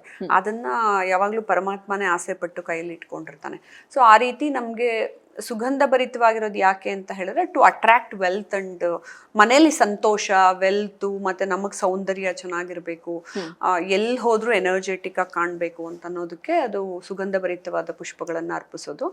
ಅದು ಬಿಟ್ಟು ದೇವ್ರು ಭಗವದ್ಗೀತೆಲೆ ಹೇಳಿರೋ ಆಗ ನನ್ಗೊಂದು ಪತ್ರೆ ಹಾಕಿದ್ರು ಪರವಾಗಿಲ್ಲ ನೀನು, ಒಂದು ಪುಷ್ಪ, ಒಂದ್ ಲೋಟ ನೀರು ಕೊಟ್ರು ಪರವಾಗಿಲ್ಲ ನೀನು ಅಂತ ಹೇಳ್ತಾನೆ. ಯಾವ್ದ್ರಲ್ಲಿ ಬೇಕಾದ್ರೂ ಪೂಜೆ ಮಾಡ್ಬೋದು. ನಾವು ಗಣೇಶ ಹಬ್ಬ ಎಲ್ಲ ಮಾಡ್ಬೇಕಾದ್ರೆ 21 ತರ ಪತ್ರೆಗಳನ್ನ ತಂದು ಪೂಜೆ ಮಾಡ್ತೀವಿ. ಗಣೇಶನ್ ಗರಕೆ ಇಷ್ಟ, ಅದ್ರಲ್ಲಿ ಏನ್ ಸುಗಂಧ ಇರಲ್ಲ, ಆದ್ರೂನು ನಿನ್ನ ಭಕ್ತಿ ಇರುತ್ತೆ. ಆದ್ರೆ ನೀವು ಪ್ರತಿಯೊಂದು ಹೂವಾಗ್ಲಿ ಪ್ರತಿಯೊಂದು ಎಲೆನಾಗ್ಲಿ ಅವನಿಗೆ ಸಮರ್ಪಿಸ್ಬೇಕಾದ್ರೆ ಫೀಲ್ ದಟ್. ಆ ಫೀಲೇ ಮಾಡಿದ್ರೆ, ನಾನು ಅವ್ರು ಯಾರೋ ಮಂತ್ರ ಹೇಳ್ತಿದಾರೆ ಪುರೋಹಿತರು, ನಾನು ಹಿಂಗ್ ಹಾಕ್ತಾ ಇದ್ದೀನಿ ಅಂತ ಹಾಕೋದು, ಅದು ಹಿಂಗ್ ಹಾಕೋದು ಅಲ್ಲ, ಹಿಂಗ್ ಹಾಕ್ಬೇಕು ದೇವ್ರಿಗೆ. ಹಿಂಗ್ ಹಾಕೋದು ಆಶೀರ್ವಾದ, ಹಿಂಗ್ ಹಾಕ್ಬೇಕಲ್ಲ. ಅದನ್ನೆಲ್ಲ ನೀವು ಫೀಲೇ ಮಾಡ್ಲಿಲ್ಲ ಅಂತ ಹೇಳಿದ್ರೆ ನಿಮ್ಗೆ ಏನ್ ಬೇಕೋ ಅಲ್ಲಿ ಹೋಗಿ ದೇವ್ರಿಗೆ ಕನೆಕ್ಟ್ ಆಗಲ್ಲ. ನಿಮ್ಗೇನೋ ಒಂದ್ ವರ ಬೇಕು ಅಂದ್ರೆ ಅದಕ್ಕೆ ಸಂಕಲ್ಪನೂ ಮಾಡಿಸಿ ಕೈಯಲ್ಲಿ ಹೂವು ಇಟ್ಟು ಸಂಕಲ್ಪ ಮಾಡಿಸ್ತಾರೆ. ಯಾಕೆಂದ್ರೆ ಆ ಅಕ್ಷತೆಯಲ್ಲಿ ಹೂವಲ್ಲಿ ಆ ಎನರ್ಜಿ, ನನಗಿದ್ ಬೇಕು ಅನ್ನೋ ಎನರ್ಜಿ ಅದ್ರಲ್ಲಿ ಹೋಗಿ ಸೇರ್ಕೊಳ್ಳುತ್ತೆ, ಅದು ಹೋಗಿ ಅವ್ರನ್ನ ಮುಟ್ಟತ್ತೆ. ಸೊ ಅವಾಗ ಪರಮಾತ್ಮ ನಿಂಗೆ ಆಶೀರ್ವಾದ ಮಾಡ್ತಾನೆ ಅಂತ. ಸೊ ನಿಮ್ಮ ಮನೇಲಿ ನೀವು ಪೂಜೆ ಮಾಡೋವಾಗ್ಲೂ ಅಷ್ಟೇ, ಪ್ರತಿಯೊಂದನ್ನು ಫೀಲ್ ಮಾಡಿಕೊಂಡು ಭಕ್ತಿಯಿಂದ ಪ್ರೀತಿಯಿಂದ ಹಾಕಿ. ಅವ್ರಿಗೊಂದು ಹಾರ ಹಾಕ್ತೀರಾ ಅಂದ್ರೂ ಭಕ್ತಿಯಿಂದ ಹಾಕ್ಬೇಕು. ನೀವ್ ಹೇಳಿದ್ದು ನನಗದೇ ವಿಜುವಲೈಸ್ ಮಾಡ್ಕೋತಿದ್ದೆ. ಸಾಮಾನ್ಯವಾಗಿ ಎಲ್ಲ ಹೀಗ್ ಹಿಂಗ್ ಮಾಡ್ತಾರೆ. ಬಿಸಾಕ್ತಾರೆ. ಹೌದು. ಆಕ್ಚುಲಿ ನಿಮ್ಗೆ ನೋಡಿ ಚಿಕ್ಕ ವಯಸ್ಸಲ್ಲಿ ನಮ್ಗೆ ಹಂಗೆ ಹೇಳ್ಕೊಟ್ರಲ್ಲ, ಹಿಂಗ್ ಹಾಕೋದು ಹೇಳ್ಕೊಟ್ಟಿರ್ತಾರೆ, ಹಿಂಗ್ ಹಾಕಿ ಅಂತನ್ಬಿಟ್ಟು ಹಿಂಗ್ ಹಾಕ್ಬೇಕು. ಆಮೇಲೆ ದೇವ್ರಿಗೆ ಅಭಿಷೇಕ ಮಾಡೋವಾಗ್ಲೂ ಅಷ್ಟೇನೆ. ಈಗ ಬಿಡಿ ದೇವಸ್ಥಾನಗಳಲ್ಲಿ ಯಾವ ಶಾಸ್ತ್ರಗಳನ್ನು ಅಂದ್ರೆ ಕೆಲವು ದೇವಸ್ಥಾನಗಳು, ಪಾಪ ಎಲ್ಲ ದೇವಸ್ಥಾನ ಹೇಳ್ತಾರೆ, ಕೆಲವು ಶಾಸ್ತ್ರಗಳನ್ನ ಫಾಲೋ ಮಾಡಿ ಆಕ್ಚುಲಿ ದೇವ್ರಿಗೆ ಹಿಂದೆ ಹೋಗ್ಬಿಟ್ಟು ನೀರ್ ಹಾಕೋಂಗಿಲ್ಲ. ನೀವು ಮುಂದೆ ನಿಂತೇನೆ ದೇವ್ರಿಗೆ ಅಭಿಷೇಕ ಮಾಡಿಸ್ಬೇಕು ಶುಭಕ್ಕೆ ಅದಕ್ಕೆಲ್ಲ ಹೋದಾಗ. ಹಿಂದಕ್ಕೆ ಹೋಗಿ ಮಾಡೋ ಹಾಗಿಲ್ಲ. ಅದೆಲ್ಲ ಈಗೇನ ದೇವಸ್ಥಾನಗಳಲ್ಲಿ ಜಾಗ ಇಲ್ಲ ಅಂತನ್ಬಿಟ್ಟು ಹಿಂದಕ್ಕೆ ಹೋಗ್ಬಿಟ್ಟು ಜನಗಳಿಗೆ ಕಾಣಿಸ್ಲಿ ಅನ್ಬಿಟ್ಟು ಅಭಿಷೇಕನ ಹಿಂದಿಂದ ಮಾಡ್ತಾರೆ ಮೂರ್ತಿಗೆ. ಹಂಗ್ ಮಾಡೋ ಹಾಗಿಲ್ಲ. ಆಕ್ಚುಲಿ ಮುಂದಿಂದಾನೇ ಮಾಡ್ಬೇಕು. ಹೂ ಹಾಕೋದನ್ನು ಹಿಂಗೆ ಹಾಕ್ಬೇಕು. ಈಗ ಕೆಲವೊಂದು ಹೂವು ಕೆಲವೊಂದ್ ದೇವ್ರಿಗೆ ವರ್ಜ್ಯ ಅಂತಾರೆ, ಆಮೇಲೆ ದೇವಿಗೆ ಕೆಂಪೆ ಹಾಕ್ಬೇಕು ಅಂತಾರೆ, ಆಮೇಲೆ ಈ ತರ ಕಾಳಿಗೆ ಲಕ್ಷ್ಮಿಗೆ ಸಾಮಾನ್ಯ ಕೆಂಪು ಇಷ್ಟ ಅಂತ ಹೇಳ್ತಾರೆ. ಅಂದ್ರೆ ಅವಳು ರಕ್ತವರ್ಣೆ ಅಂತ, ಅವಳಿಗೆ ರಕ್ತಪ್ರಿಯ, ಕೆಂಪು ತುಂಬಾ ಅಟ್ರಾಕ್ಟ್ ಆಗತ್ತೆ ಅಂತ. ಕೆಂಪು ಸೀರೆ ಆಗಿರ್ಲಿ, ಕೆಂಪು ಹೂ ಆಗಿರ್ಲಿ. ಆಮೇಲೆ ಕೃಷ್ಣಂಗೆ ಯಾವಾಗ್ಲೂ ಪಾರಿಜಾತ ಹೂವು ಇಷ್ಟ. ಆ ತರದ್ದೆಲ್ಲ ಇದೆ. ಸಂಪಿಗೆ ಹೂವುನು ನಮ್ಮ ನಾಡದೇವತೆ ಚಾಮುಂಡೇಶ್ವರಿಗೆ ತುಂಬಾ ಇಷ್ಟ. ಮಲ್ಗೆ ಹೂವುನು ಲಕ್ಷ್ಮಿಗೆ ತುಂಬಾ ಇಷ್ಟ. ತಾವರೆ ಹೂವು ಇಷ್ಟ. ಸೊ ಹಾಗೂ ಒಬ್ಬೊಬ್ಬರದ್ದು ಒಂದೊಂದಿದೆ. ಬಟ್ ಕೆಲವು ಸತಿ ಶಿವನ್ಗೆ ಸಂಪಿಗೆ ಹಾಕಬೇಡಿ ಹಿಂಗಿತ್ತು ಪುರಾಣಗಳಲ್ಲಿ, ಹಂಗಿದೆ ಅಂತ ಹೇಳ್ತಾರೆ. ಮತ್ತೆ ಶಿವನ್ಗೆ ತುಳಸಿ ಹಾಕಲ್ಲ, ಕೃಷ್ಣನಿಗೆ ಮಾತ್ರ ಅಂತಾರೆ. ಬಟ್ ಅದು ಒಂದು ಲೆವೆಲ್ ಭಕ್ತಿಲಿ ಓಕೆ. ನೀವೆಲ್ಲಾನು ಮೀರಿ ಮೇಲಕ್ಕೆ ಹೊರಟೋದಾಗ ನಾನು ಎಲ್ಲಾ ಹೂ ಎಲ್ರಿಗೂ ಹಾಕ್ತೀನಿ. ಅಷ್ಟು ನೀವು ಡಿವೈಡ್ ಮಾಡ್ಕೊಂಡು ಭಕ್ತಿಲಿ ನೋಡ್ಕೊಂಡು ಹೋಗಕ್ಕಾಗಲ್ಲ. ಎಲ್ಲಾ ದೇವ್ರು ಒಂದೇ. ಆಮೇಲೆ ಅವ್ರೇನ್ ದ್ವೇಷಿಸ್ತೀನಿ ನಾನು ಸಂಪಿಗೆನ ಅಂತ ಹೇಳಲ್ಲ. ಮಂದಾರ ಪ್ರಿಯ ಶಿವ, ಹಂಗಂತ ಮಂದಾರ ಪುಷ್ಪನೇ ಸಿಗ್ಬೇಕು ಅಂತಿಲ್ಲ. ಹಂಗಂತ ನಾನು ಕೃಷ್ಣನ್ ದ್ವೇಷಿಸ್ತೀನಿ, ನಾನು ತುಳಸಿನ ಒಪ್ಕೊಳಲ್ಲ, ನಾನು ಇದೆಲ್ಲ ಅಂತಲ್ಲ. ಎಷ್ಟೊಂದು ಜನ ಶಿವನ್ ಲಿಂಗಕ್ಕೂ ಕೂಡ ಸಾಲಿಗ್ರಾಮ ಹಾಕಿದ್ದಾರೆ. ಸಾಲಿಗ್ರಾಮ ನಾರಾಯಣಂದೇ ಅಂತಾನೂ ಅಲ್ಲ. ಸೊ ತುಳಸಿನೂ ಕೂಡ ಶಿವನ್ಗೆ ಹಾಕಬಹುದು. ಶಿವನ್ ದೇವಸ್ಥಾನದಲ್ಲಿ ತುಳಸಿ ಮಾಲೆ ಹಾಕ್ತಾರಲ್ಲ. ಸೊ ಅದು ಯಾರನ್ನು ದ್ವೇಷಿಸಲ್ಲ. ನಾವು ಮನುಷ್ಯರು ಬುದ್ಧಿ ಮಟ್ಟಕ್ಕೆ ನಾವ್ ಅನ್ಕೊಂಡ್ಬಿಡ್ತೀವಿ, ಅವ್ರಿಗೆ ಅದ್ ಕಂಡ್ರಾಗಲ್ಲ, ಇವ್ರಿಗೆ ಇದ್ ಕಂಡ್ರಾಗಲ್ಲ ಅಂತ. ಏನೇ ಒಂದು ಪುಷ್ಪ ಆಗಿರ್ಲಿ, ಏನೇ ಒಂದು ಪತ್ರೆ ಆಗಿರ್ಲಿ, ಏನೇ ಒಂದು ಗೆಜ್ಜೆ ವಸ್ತ್ರನೇ ಆಗಿರ್ಲಿ, ದರ್ಬೇನೆ ಆಗಿರ್ಲಿ, ಗರ್ಕೆನೆ ಆಗಿರ್ಲಿ, ಎಲ್ಲಾನು ಪ್ರೀತಿಯಿಂದ ನೀವು ಇಟ್ಟಾಗ ಇಟ್ ಗೆಟ್ಸ್ ಕನೆಕ್ಟೆಡ್. ಈಗ ತುಳಸಿ ಅಂತ ಮಾತು ಬಂದಾಗ ತುಳಸಿ ಬಗ್ಗೆ ತಿಳ್ಕೊಳ್ಳೋಣ ಅಂತ. ತುಳಸಿ ಯಾಕಷ್ಟು ಶ್ರೇಷ್ಠ? ಅದ್ರಲ್ಲೂ ವಿಷ್ಣು ಪೂಜೆನಲ್ಲಿ ತುಳಸಿ ಇಲ್ಲ ಅಂದ್ರೆ ಪೂಜೆ ಪೂರ್ತಿನೇ ಆಗಲ್ಲ ಅಂತಾರೆ. ಏನ್ ಈ ತುಳಸಿ ಕಥೆ ಅಂತ? ಆಕ್ಚುಲಿ ತುಳಸಿದೇನು ಅಂದ್ರೆ ನಾವ್ ಅಲ್ಲಿಗೆ ಹೋಗ್ಬೇಕು. ವೃಂದ ಅಂತ ಒಬ್ಳು ಇರ್ತಾಳೆ. ಅವಳು ಜಲಂಧರ ಅಂತ ರಾಕ್ಷಸನ್ನ ಮದ್ವೆ ಆಗಿರ್ತಾಳೆ. ಅವಳು ವೃಂದ ತುಂಬಾ ಪರಮ ಭಕ್ತೆ, ವಿಷ್ಣುವಿನ ಪರಮ ಭಕ್ತೆ. ಅವನು ರಾಕ್ಷಸನ್ ಮದ್ವೆ ಆಗಿದ್ರು ಕೂಡ ಅವಳು ನಾರಾಯಣನ್ನೇ ಪೂಜೆ ಮಾಡ್ತಾ ಮಾಡ್ತಾ ಮಾಡ್ತಾ ಜಪ ಮಾಡಿ ಮಾಡಿ ಮಾಡಿ ಅಷ್ಟು ಪರಮ ಭಕ್ತಿ ಆಗ್ಬಿಟ್ಟಿರ್ತಾಳೆ. ಇವನ್ ಜಲಂಧರ ಏನು ರಾಕ್ಷಸನಾಗಿದ್ರು ಕೂಡ ಶಿವನ 3ನೇ ಕಣ್ಣನಿಂದ ಹುಟ್ಟದಂತ ಅವನು. ಜಲದಲ್ಲಿ ಸಮುದ್ರ ಮಂಥನ ಮಾಡ್ಬೇಕಾದ್ರೆ ಆಕ್ಚುಲಿ ಅವನೇ ಬಿಟ್ಕೊಡಲ್ಲ ಅಂತಾನೆ ಸಮುದ್ರನ. ಇದ್ ನಂದು, ನಾನ್ ಬಿಟ್ಕೊಡಲ್ಲ, ನೀವಿಲ್ಲಿ ಮಾಡೋ ಹಾಗಿಲ್ಲ ಅಂತ. ಅವಾಗ್ಲೂ ಕೂಡ ಅವರೆಲ್ಲ ಒಪ್ಪಂದಕ್ಕೆ ಬಂದು ಅದಕ್ಕೆ ರಾಕ್ಷಸರು ಮತ್ತೆ ದೇವಾನುದೇವತೆಗಳು ಜೊತೆಲಿ ಮಾಡ್ತಾರೆ. ಸೊ ಆ ಟೈಮಲ್ಲಿ ಏನಾಗತ್ತೆ ಅಂತ ಹೇಳಿದ್ರೆ, ಇವನು ಈ ರೀತಿ ಗಲಾಟೆ ಮಾಡ್ತಿದ್ದಾನೆ ಅಂತಂದಾಗ ಇವರೆಲ್ಲ ದೇವಾನುದೇವತೆಗಳು ಒಂದು ಪ್ಲಾನ್ ಮಾಡ್ಕೊಳ್ತಾರೆ, ಜಲಂಧರನ್ ಹೇಗಾದ್ರು ಸಾಯಿಸ್ಬೇಕು ಅಂತ ಅಂದಾಗ ಯಾರಿಂದನೂ ಇವನೇನ್ ಮಾಡ್ತಾನೆ, ಶಿವ ನಾನಂತೂ ಅವನನ್ನ ಸಾಯಿಸೋದಕ್ಕಾಗೋದಿಲ್ಲ, ತುಂಬಾ ಕಷ್ಟ, ಅವನು ಕೂಡ ಪರಮ ಭಕ್ತನಾಗಿದ್ದಾನೆ ಅಂತ ಹೇಳ್ತಾನೆ. ಅವಾಗ ವಿಷ್ಣುಗೆ ಪೂಜೆ ಮಾಡ್ತಾ ಇರ್ತಕ್ಕಂತಹ ವೃಂದ ತನ್ನ ಪತಿ ಯುದ್ಧಕ್ಕೆ ಹೋಗಿದ್ರೆ ವಾಪಸ್ ಬರ್ಲಿ ಅಂತಾನೆ ಅವಳು ಬೇಡ್ಕೊಂಡು ಪೂಜೆ ಮಾಡ್ತಿದ್ದಾಗ, ದೇವ್ರೆ ನಿನ್ ಗಂಡ ಸತ್ತೋಗ್ಲಿ ಅಂತ ವರ ಕೊಡಕ್ಕಾಗಲ್ಲ, ಯಾಕಂದ್ರೆ ಅವಳು ಪರಮ ಭಕ್ತೆ. ಆ ಜಾಗಕ್ಕೆ ವಿಷ್ಣುವೇ ಜಲಂಧರನಾಗಿ ವೇಷ ಹಾಕೊಂಡು ಬರ್ತಾರೆ. ಸೊ ನನ್ ಗಂಡ ವಾಪಸ್ ಬಂದ ಅಂತ ಅವಳು ವ್ರತನ ನಿಲ್ಲಿಸ್ಬಿಡ್ತಾಳೆ. ನೀನೊಂದು ಹಠ ತೊಟ್ಕೊಂಡು ವ್ರತ ಮಾಡ್ತಾ ಇರ್ತೀಯ. ಹಳೆ ಕಾಲದಲ್ಲೆಲ್ಲ ಋಷಿ ಮುನಿಗಳು ಸತ್ಯವಾನ್ ಸಾವಿತ್ರಿ ಕಥೆನೂ ಎಲ್ಲ ಹಂಗಲ್ವಾ, ದೇವ್ರೇ ಬಂದ್ ವರ ಕೊಡೋ ತನಕ ಅವ್ರಿಗೆ ಏನೇ ಗಾಳಿ ಬೀಸ್ಲಿ, ಅದಾಗ್ಲಿ ಇದಾಗ್ಲಿ, ಭೂಕಂಪ ಆಗ್ಲಿ, ಏನಾಗ್ಲಿ ಎದ್ದೇಳ್ತಿರ್ಲಿಲ್ಲ. ಇವಳು ಅಷ್ಟು ಪೂಜೆ ಮಾಡ್ತಾ ಇರ್ಬೇಕಾದ್ರೆ ಅವಳ ವ್ರತವನ್ನ ಭಂಗ ಮಾಡಿದ್ದೆ ವಿಷ್ಣು. ವಿಷ್ಣುನೇ ಬಂದ್ಬಿಟ್ಟು ಜಲಂಧರನ ವೇಷದಲ್ಲಿ ನಾನೇ ನಿನ್ ಗಂಡ ಬಂದಿದ್ದೀನಿ ಅಂತ ಅಂದ್ಬಿಟ್ಟು ವ್ರತಭಂಗ ಮಾಡ್ತಾನೆ. ಅಲ್ಲಿ ಜಲಂಧರನ ಸಂಹಾರ ಮಾಡ್ತಾರೆ, ವಧೆ ಆಗೋಗುತ್ತೆ. ಅವನನ್ನ ಹೇಗಾದ್ರೂ ಮಾಡಿ ಸಾಯಿಸ್ಬೇಕು, ನಮ್ಗೆ ಸಮುದ್ರ ಮಂಥನಕ್ಕೆ ಕಷ್ಟ ಆಗ್ತಾ ಇದೆ ಅಂತ. ಆ ಟೈಮಲ್ಲಿ ಇವಳು ಎದ್ದೇಳ್ತಾಳೆ ವ್ರತದಿಂದ. ಇವನು ವಿಷ್ಣು ಅಂತ ಆಮೇಲೆ ಗೊತ್ತಾಗ್ಬಿಡುತ್ತೆ. ವಿಷ್ಣುಗೇನೆ ಇವಳು ಶಾಪ ಕೊಡ್ತಾಳೆ, ನಾನು ನಿನ್ನ ಪರಮ ಭಕ್ತೆ, ನನ್ನ ಮಂತ್ರಕ್ಕಷ್ಟು ತಾಕತ್ತಿದೆ, ಆಮೇಲೆ ನಾನು ಕೇಳ್ಕೊಳ್ತಾ ಇದ್ದು ನನ್ನ ಸತಿ ಧರ್ಮ ಅದು, ನನ್ನ ಪತಿ ಬದುಕಿರ್ಬೇಕು ಅಂತ ಅನ್ನೋದು. ಆದರೂ ನೀನು ಈ ರೀತಿ ಡ್ರಾಮಾ ಅಂದರೆ ಮೋಸ ಮಾಡಿ ನೀನು ನನಗೆ ಈ ರೀತಿ ಮಾಡಿದೆ, ಅದಕ್ಕೆ ನೀನು ಮುಂದಿನ ಜನ್ಮದಲ್ಲಿ ಸಾಲಿಗ್ರಾಮ ಶಿಲೆಯಾಗಿ ದಾಮೋದರ ಕುಂಡಿಂದ ಉದ್ಭವ ಆಗುತ್ತೆ ಗಂಡಕಿ ನದಿ. ಸೊ ನೀನಲ್ಲಿ ಸಾಲಿಗ್ರಾಮ ಶಿಲೆ, ನೆಕ್ಸ್ಟ್ ಜನ್ಮ ನೀನು ಸಾಲಿಗ್ರಾಮ ಶಿಲೆಯಾಗಿ ಹೋಗಿರೋ. ಆಮೇಲೆ ನೀನೂ ಕೂಡ ನಿನ್ನ ಹೆಂಡತಿಯ ವಿರಹ ವೇದನೆಯಿಂದ ತಪ್ಪಿಸಿ ನೀನು ಜೀವನನ ಹೆಂಡತಿ ಇಲ್ಲದೆ ನೀನು ಬದುಕಬೇಕು ಅಂತನ್ನೋದೇ ತ್ರೇತಾಯುಗದಲ್ಲಿ ರಾಮ ಸೀತೆಯಿಂದ ಬೇರೆಯಾಗಿದ್ದು ಅಂತ ಬರುತ್ತೆ. ಸೊ ಅಲ್ಲಿ ಹೋದಾಗ ಅವಳು ಯಾವಾಗ ವಿಷ್ಣುಗೆ ಶಾಪ ಕೊಟ್ಟಾಗ ವಿಷ್ಣು ಹೇಳ್ತಾನೆ, ಹೌದು ನಾನು ಇದೆಲ್ಲ ನೋಡ್ಕೋಬೇಕು ಅನ್ನೋದು. ಇವ್ರಿಗೆಲ್ಲ ಏನಾಗಿರುತ್ತೆ, ಇವಾಗ ರಾಕ್ಷಸರಿಗೆ ವರ ಕೊಟ್ಬಿಟ್ಟಿರ್ತಾರೆ ದೇವಾನುದೇವತೆಗಳು, ಅದನ್ನ ವಾಪಸ್ ತಗೊಳಕ್ಕಾಗಲ್ಲ. ಅದಕ್ಕೊಂದು ಪ್ಲಾನ್ ಮಾಡಿ ಇವಾಗ ಈ ರೀತಿ ಮಾಡಬೇಕು ಅಂತಂದಾಗ ಎಲ್ಲವೂ ನಡಿಬೇಕಲ್ಲ ಪ್ರಕೃತಿಯಲ್ಲಿ ಅಂತ ಅವನೊಂದು ಅವಳಿಗೆ ವರ ಕೊಡ್ತಾನೆ, ನೀನಷ್ಟು ನನ್ನ ಪರಮ ಭಕ್ತೆ, ಅಂತ ಭಕ್ತೇನೆ ನಾನು ನೋಡಿಲ್ಲ, ನನ್ನನ್ನು ಯಾರೇ ಪೂಜಿಸ್ಬೇಕಾದ್ರೂ ವೃಂದ ಮುಂದಿನ ಜನ್ಮದಲ್ಲಿ ತುಳಸಿ ಗಿಡವಾಗಿ ಹುಟ್ಟುತ್ತಾಳೆ. ಅವಳು ಲಕ್ಷ್ಮೀ ಸ್ವರೂಪನೇ, ತುಳಸಿ ಗಿಡವಾಗಿ ಹುಟ್ಟುತ್ತಾಳೆ. ಅವಳನ್ನ ನನಗೆ ಒಂದು ಇದು ದಳ ತುಳಸಿಯನ್ನ ನನಗೆ ಹಾಕಿದಾಗ್ಲೇ ನನಗೆ ತೃಪ್ತಿ ಆಗೋದು ಮತ್ತೆ ನನ್ನ ಪೂಜೆ ಪರಿಸಮಾಪ್ತವಾಗೋದು ಅಂತ ಕೃಷ್ಣನೇ ಅವಳಿಗೆ ವರ ಕೊಡ್ತಾನೆ ಅದನ್ನ. ಹಾಗಾಗಿ ಗಂಡಕಿ ನದಿಯಲ್ಲಿ ಸಿಗುವಂತಹ ಸಾಲಿಗ್ರಾಮಗಳಿಗೆ ನಾವು ಮನೇಲಿ ಇಟ್ಕೊಂಡು ಪೂಜೆ ಮಾಡ್ಬೇಕು ಅಂದ್ರೆ ಏನಿಲ್ಲ ಅಂದ್ರೂ ಒಂದು ತುಳಸಿ ದಳ ಹಾಕಿ ಅಂತಾರೆ. ಇದೇ ತುಳಸಿ ದಳದ್ದು ಇನ್ನೊಂದು ಕಥೆನ ತಗೊಂಡಾಗ್ಲೂ ಅವಳು ಎಷ್ಟು ಭಕ್ತಿಗೆ ಎಷ್ಟು ಬೆಲೆ ಇದೆ ಅನ್ನೋದು ಜನಗಳಿಗೂ ಯಾಕೆ ಗೊತ್ತಾಗ್ಬೇಕು ಅಂದ್ರೆ, ನಾ ಎಷ್ಟೇ ವಜ್ರ ವೈಡೂರ್ಯ ಮನೆಗಳು ಅದು ಇದು ಎಲ್ಲ ಇಟ್ಕೊಂಡ್ಬಿಟ್ಟಿದ್ರೆ ದೇವ್ರೇನ್ ಬರ್ತಾನೆ ಅಂತಲ್ಲ. ಆಯ್ತು, ನಿಮಗೆ ಕರ್ಮಾನುಸಾರವಾಗಿ ಈ ಜನ್ಮದಲ್ಲಿ ನೀವು ಶ್ರೀಮಂತರಾಗಿದ್ದೀರಾ, ಯಾರೋ ಒಬ್ರು ಪಾಪ ಬಡ ಕುಟುಂಬದಲ್ಲೇ ಇದ್ದಾರೆ, ಯಾರೋ ಪುರೋಹಿತರು ಮನೆಯವರೆಲ್ಲಾನು ಕಡು ಬಡತನದಲ್ಲೇ ಇರಬಹುದು, ಅಥವಾ ಬೇರೆಯವ್ರುಗಳನ್ನು ತರಕಾರಿ ಮಾರೋರು, ಆಟೋ ಓಡಿಸೋರು, ಪಾನಿಪುರಿ ಮಾರೋರು ಎಲ್ಲ ಬಡತನದಲ್ಲೇ ಇರ್ತಾರೆ. ಹಂಗಂತ ಅವ್ರ ಹತ್ರ ದೇವ್ರು ಇಲ್ಲ ಅಂತಲ್ಲ. ಇದಕ್ಕೆ ಎಕ್ಸಾಂಪಲ್, ಕೃಷ್ಣ ಮದ್ವೆ ಆಗಿದ್ದಾಗ ರುಕ್ಮಿಣಿ, ಸತ್ಯಭಾಮ ಮತ್ತೆ ಸಮಂತಕ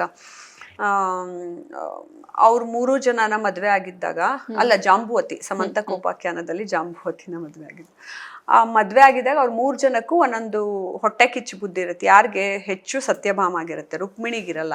ರುಕ್ಮಿಣಿ ಆಲ್ರೆಡಿ ತುಂಬಾ ರಾಧೆಯಿಂದ ಕಲ್ತು ರಾಧೆ ಮೇಲೆ ಹೊಟ್ಟೆ ಕಿಚ್ಚುಪಟ್ಟು ಆಲ್ರೆಡಿ ಅವಳು ಭಕ್ತಿನ ಅರ್ಥಕೊಂಡ್ಬಿಟ್ಟಿರ್ತಾಳೆ. ಕೃಷ್ಣ ಅಂದ್ರೆ ನಾನು ಅಂದ್ರೆ ಕೃಷ್ಣ, ಅವನು ಏನೇ ಮಾಡಿದ್ರು ರಾಧೆಯಿಂದ ದೂರ ಆಗೋದಿಲ್ಲ, ಆದ್ರೂ ನಾನು ಸ್ಪಿರಿಚುಲಿ ಎವಾಲ್ವ್ ಆಗ್ಬೇಕು ಅಂತ ತನ್ನ ಪತ್ನಿ ಧರ್ಮವನ್ನ ಅನುಸರಿಸ್ತಾ ಅವಳು ತುಂಬಾ ಭಕ್ತಿಯಿಂದ ಇರ್ತಾಳೆ. ಆದ್ರೆ ಇವಳಿಗೆ ಸತ್ಯಭಾಮಗೆ ತಾನು ತುಂಬಾ ಶ್ರೀಮಂತ ಕುಟುಂಬದಿಂದ ಬಂದಿದ್ದೀನಿ, ನಾನೇ ತುಂಬಾ ರೂಪವತಿ ಅನ್ನೋ ಜಂಬ ಇರುತ್ತೆ. ಆ ಜಂಬಾನ ಅಡಗಿಸ್ಬೇಕು ಅಂತ ನಾರದ ಒಂದಿನ ಅವ್ರ ಮನೆಗೆ ಬಂದ್ಬಿಟ್ಟು ಅವ್ರು ಹೇಳ್ತಾನೆ, ನೋಡು ನೀನ್ ಇಷ್ಟು ಬ್ಯೂಟಿಫುಲ್ ಆಗಿದ್ರು ಕೃಷ್ಣ ರುಕ್ಮಿಣಿ ಜೊತೆನು ಜಾಂಬುವತಿ ಜೊತೆನೂ ಹೋಗ್ತಾನೆ, ಅದಕ್ಕೆ ನೀನೇ ಅವನನ್ನ ಕಂಟ್ರೋಲ್ ಅಲ್ಲಿ ಇಟ್ಕೋಬೇಕು. ಅದಕ್ಕಾಗಿ ನೀನ್ ಏನ್ ಮಾಡು, ಒಂದು ನಾನು ರಿಚುವಲ್ಸ್ ಹೇಳ್ಕೊಡ್ತೀನಿ, ಆ ಪೂಜೆಯನ್ನ ಮಾಡಿ ನೀನು ತುಲಾಭಾರವನ್ನ ಮಾಡಿ ನೀನು ಅದರಲ್ಲಿ ಕೃಷ್ಣನನ್ನ ನನಗೆ ದಾನವನ್ನ ಕೊಡ್ತೀನಿ ಅಂತನ್ಬಿಟ್ಟು ನೀ ಹೇಳ್ಬಿಡು. ಅವಾಗ ಅವನೇ ನಿನಗೆ ನಿನ್ನ ಇದನ್ನೆಲ್ಲ ಹಾಕಿದಾಗ, ಅವಳ ಹತ್ರ ಇಡುವಂತಹ ಆಸ್ತಿ ವಜ್ರ ವೈಡೂರ್ಯವನ್ನೆಲ್ಲ ಹಾಕಿದಾಗ ಆಮೇಲೆ ನೀನು ಕೃಷ್ಣನ ಪಡ್ಕೋ, ಅವಾಗ ನಿನ್ ಬಗ್ಗೆ ಹೆಚ್ಚು ಸಿಂಪತಿ ಬರುತ್ತೆ. ಓ, ನನ್ನ ಹೆಂಡತಿ ನನ್ನ ಕಾಪಾಡ್ಕೊಂಡ್ಲು ಅಂತ ಒಂದು ಪ್ಲಾನ್ ಮಾಡ್ಕೊಳ್ತಾನೆ. ಇದೆಲ್ಲ ನಾರದಂದು ಎಲ್ಲ ಒಳ್ಳೇದಾಗಕ್ಕೆ ಮಾಡೋದು, ಅಂದ್ರೆ ಅವಳಿಗೆ ಬುದ್ಧಿ ಕಲಿಸ್ಬೇಕು ಅಂತ. ಸೊ ಆ ರೀತಿ ಓಕೆ ನಾ ಮಾಡ್ತೀನಿ, ನನ್ನಷ್ಟು ದೊಡ್ಡ ಶ್ರೀಮಂತೆ ಯಾರು ಇಲ್ವೇ ಇಲ್ಲ ಅಂತನ್ಬಿಟ್ಟು ಸತ್ಯಭಾಮ ಸತ್ರಾಜಿತನ ಮಗಳು, ಸೊ ಅತಿ ದೊಡ್ಡ ಶ್ರೀಮಂತೆ ಅಂತ ಅನ್ಕೊಂಡು ಅವಳು ಎಲ್ಲ ರೆಡಿ ಮಾಡಿದಾಗ್ಲೂ ಕೃಷ್ಣ ಬೈತಾನೆ, ನನ್ನನ್ನೇ ನೀನ್ ಈ ರೀತಿ ಕೊಟ್ಬಿಡ್ತಾ ಇದೀಯಾ, ಏನಕ್ಕೆ ಹಿಂಗ್ ಮಾಡಿ, ನೀನ್ ಯಾಕೆ ಯೋಚನೆ ಮಾಡ್ತೀಯಾ, ನೀನ್ ಯಾವತ್ತಿದ್ರು ನನ್ನವನೇ, ನಾನು ನಿನ್ನ ಪಡ್ಕೊಳ್ತೀನಿ, ಅದ್ ನನಗೆ ಗೊತ್ತು ಅಂತ ಹೇಳ್ತಾಳೆ. ಆಮೇಲೆ ಎಲ್ಲ ತಂದು ತುಲಾಭಾರದಲ್ಲಿ ತನ್ನ ಎಲ್ಲ ವಜ್ರ ವೈಡೂರ್ಯ ಎಲ್ಲ ಹಾಕ್ಸ್ತಾಳೆ, ಕೃಷ್ಣನ್ ಒಂದ್ ಕಡೆ ಕೂಡಿಸ್ತಾಳೆ. ಏನ್ ಮಾಡಿದ್ರು ಅದು ಹಿಂಗಾಗಲ್ಲ, ಯಾಕಂದ್ರೆ ಕೃಷ್ಣ ಜಗತ್ತಿನ ಪರಮಾತ್ಮ, ಅವನೇ ಭಾರವಾಗಿರ್ತಾನೆ. ಅವಳು ಏನ್ ಹಾಕಿದ್ರು ಎಲ್ಲಾ ತಗೊಂಬನ್ನಿ ಅಂತೆಲ್ಲ ಹಾಕ್ಸ್ತಾಳೆ, ನವರತ್ನಗಳು ವಜ್ರಗಳು ಎಲ್ಲ ಏನ್ ಹಾಕ್ಸಿದ್ರು ಆಗೋದಿಲ್ಲ.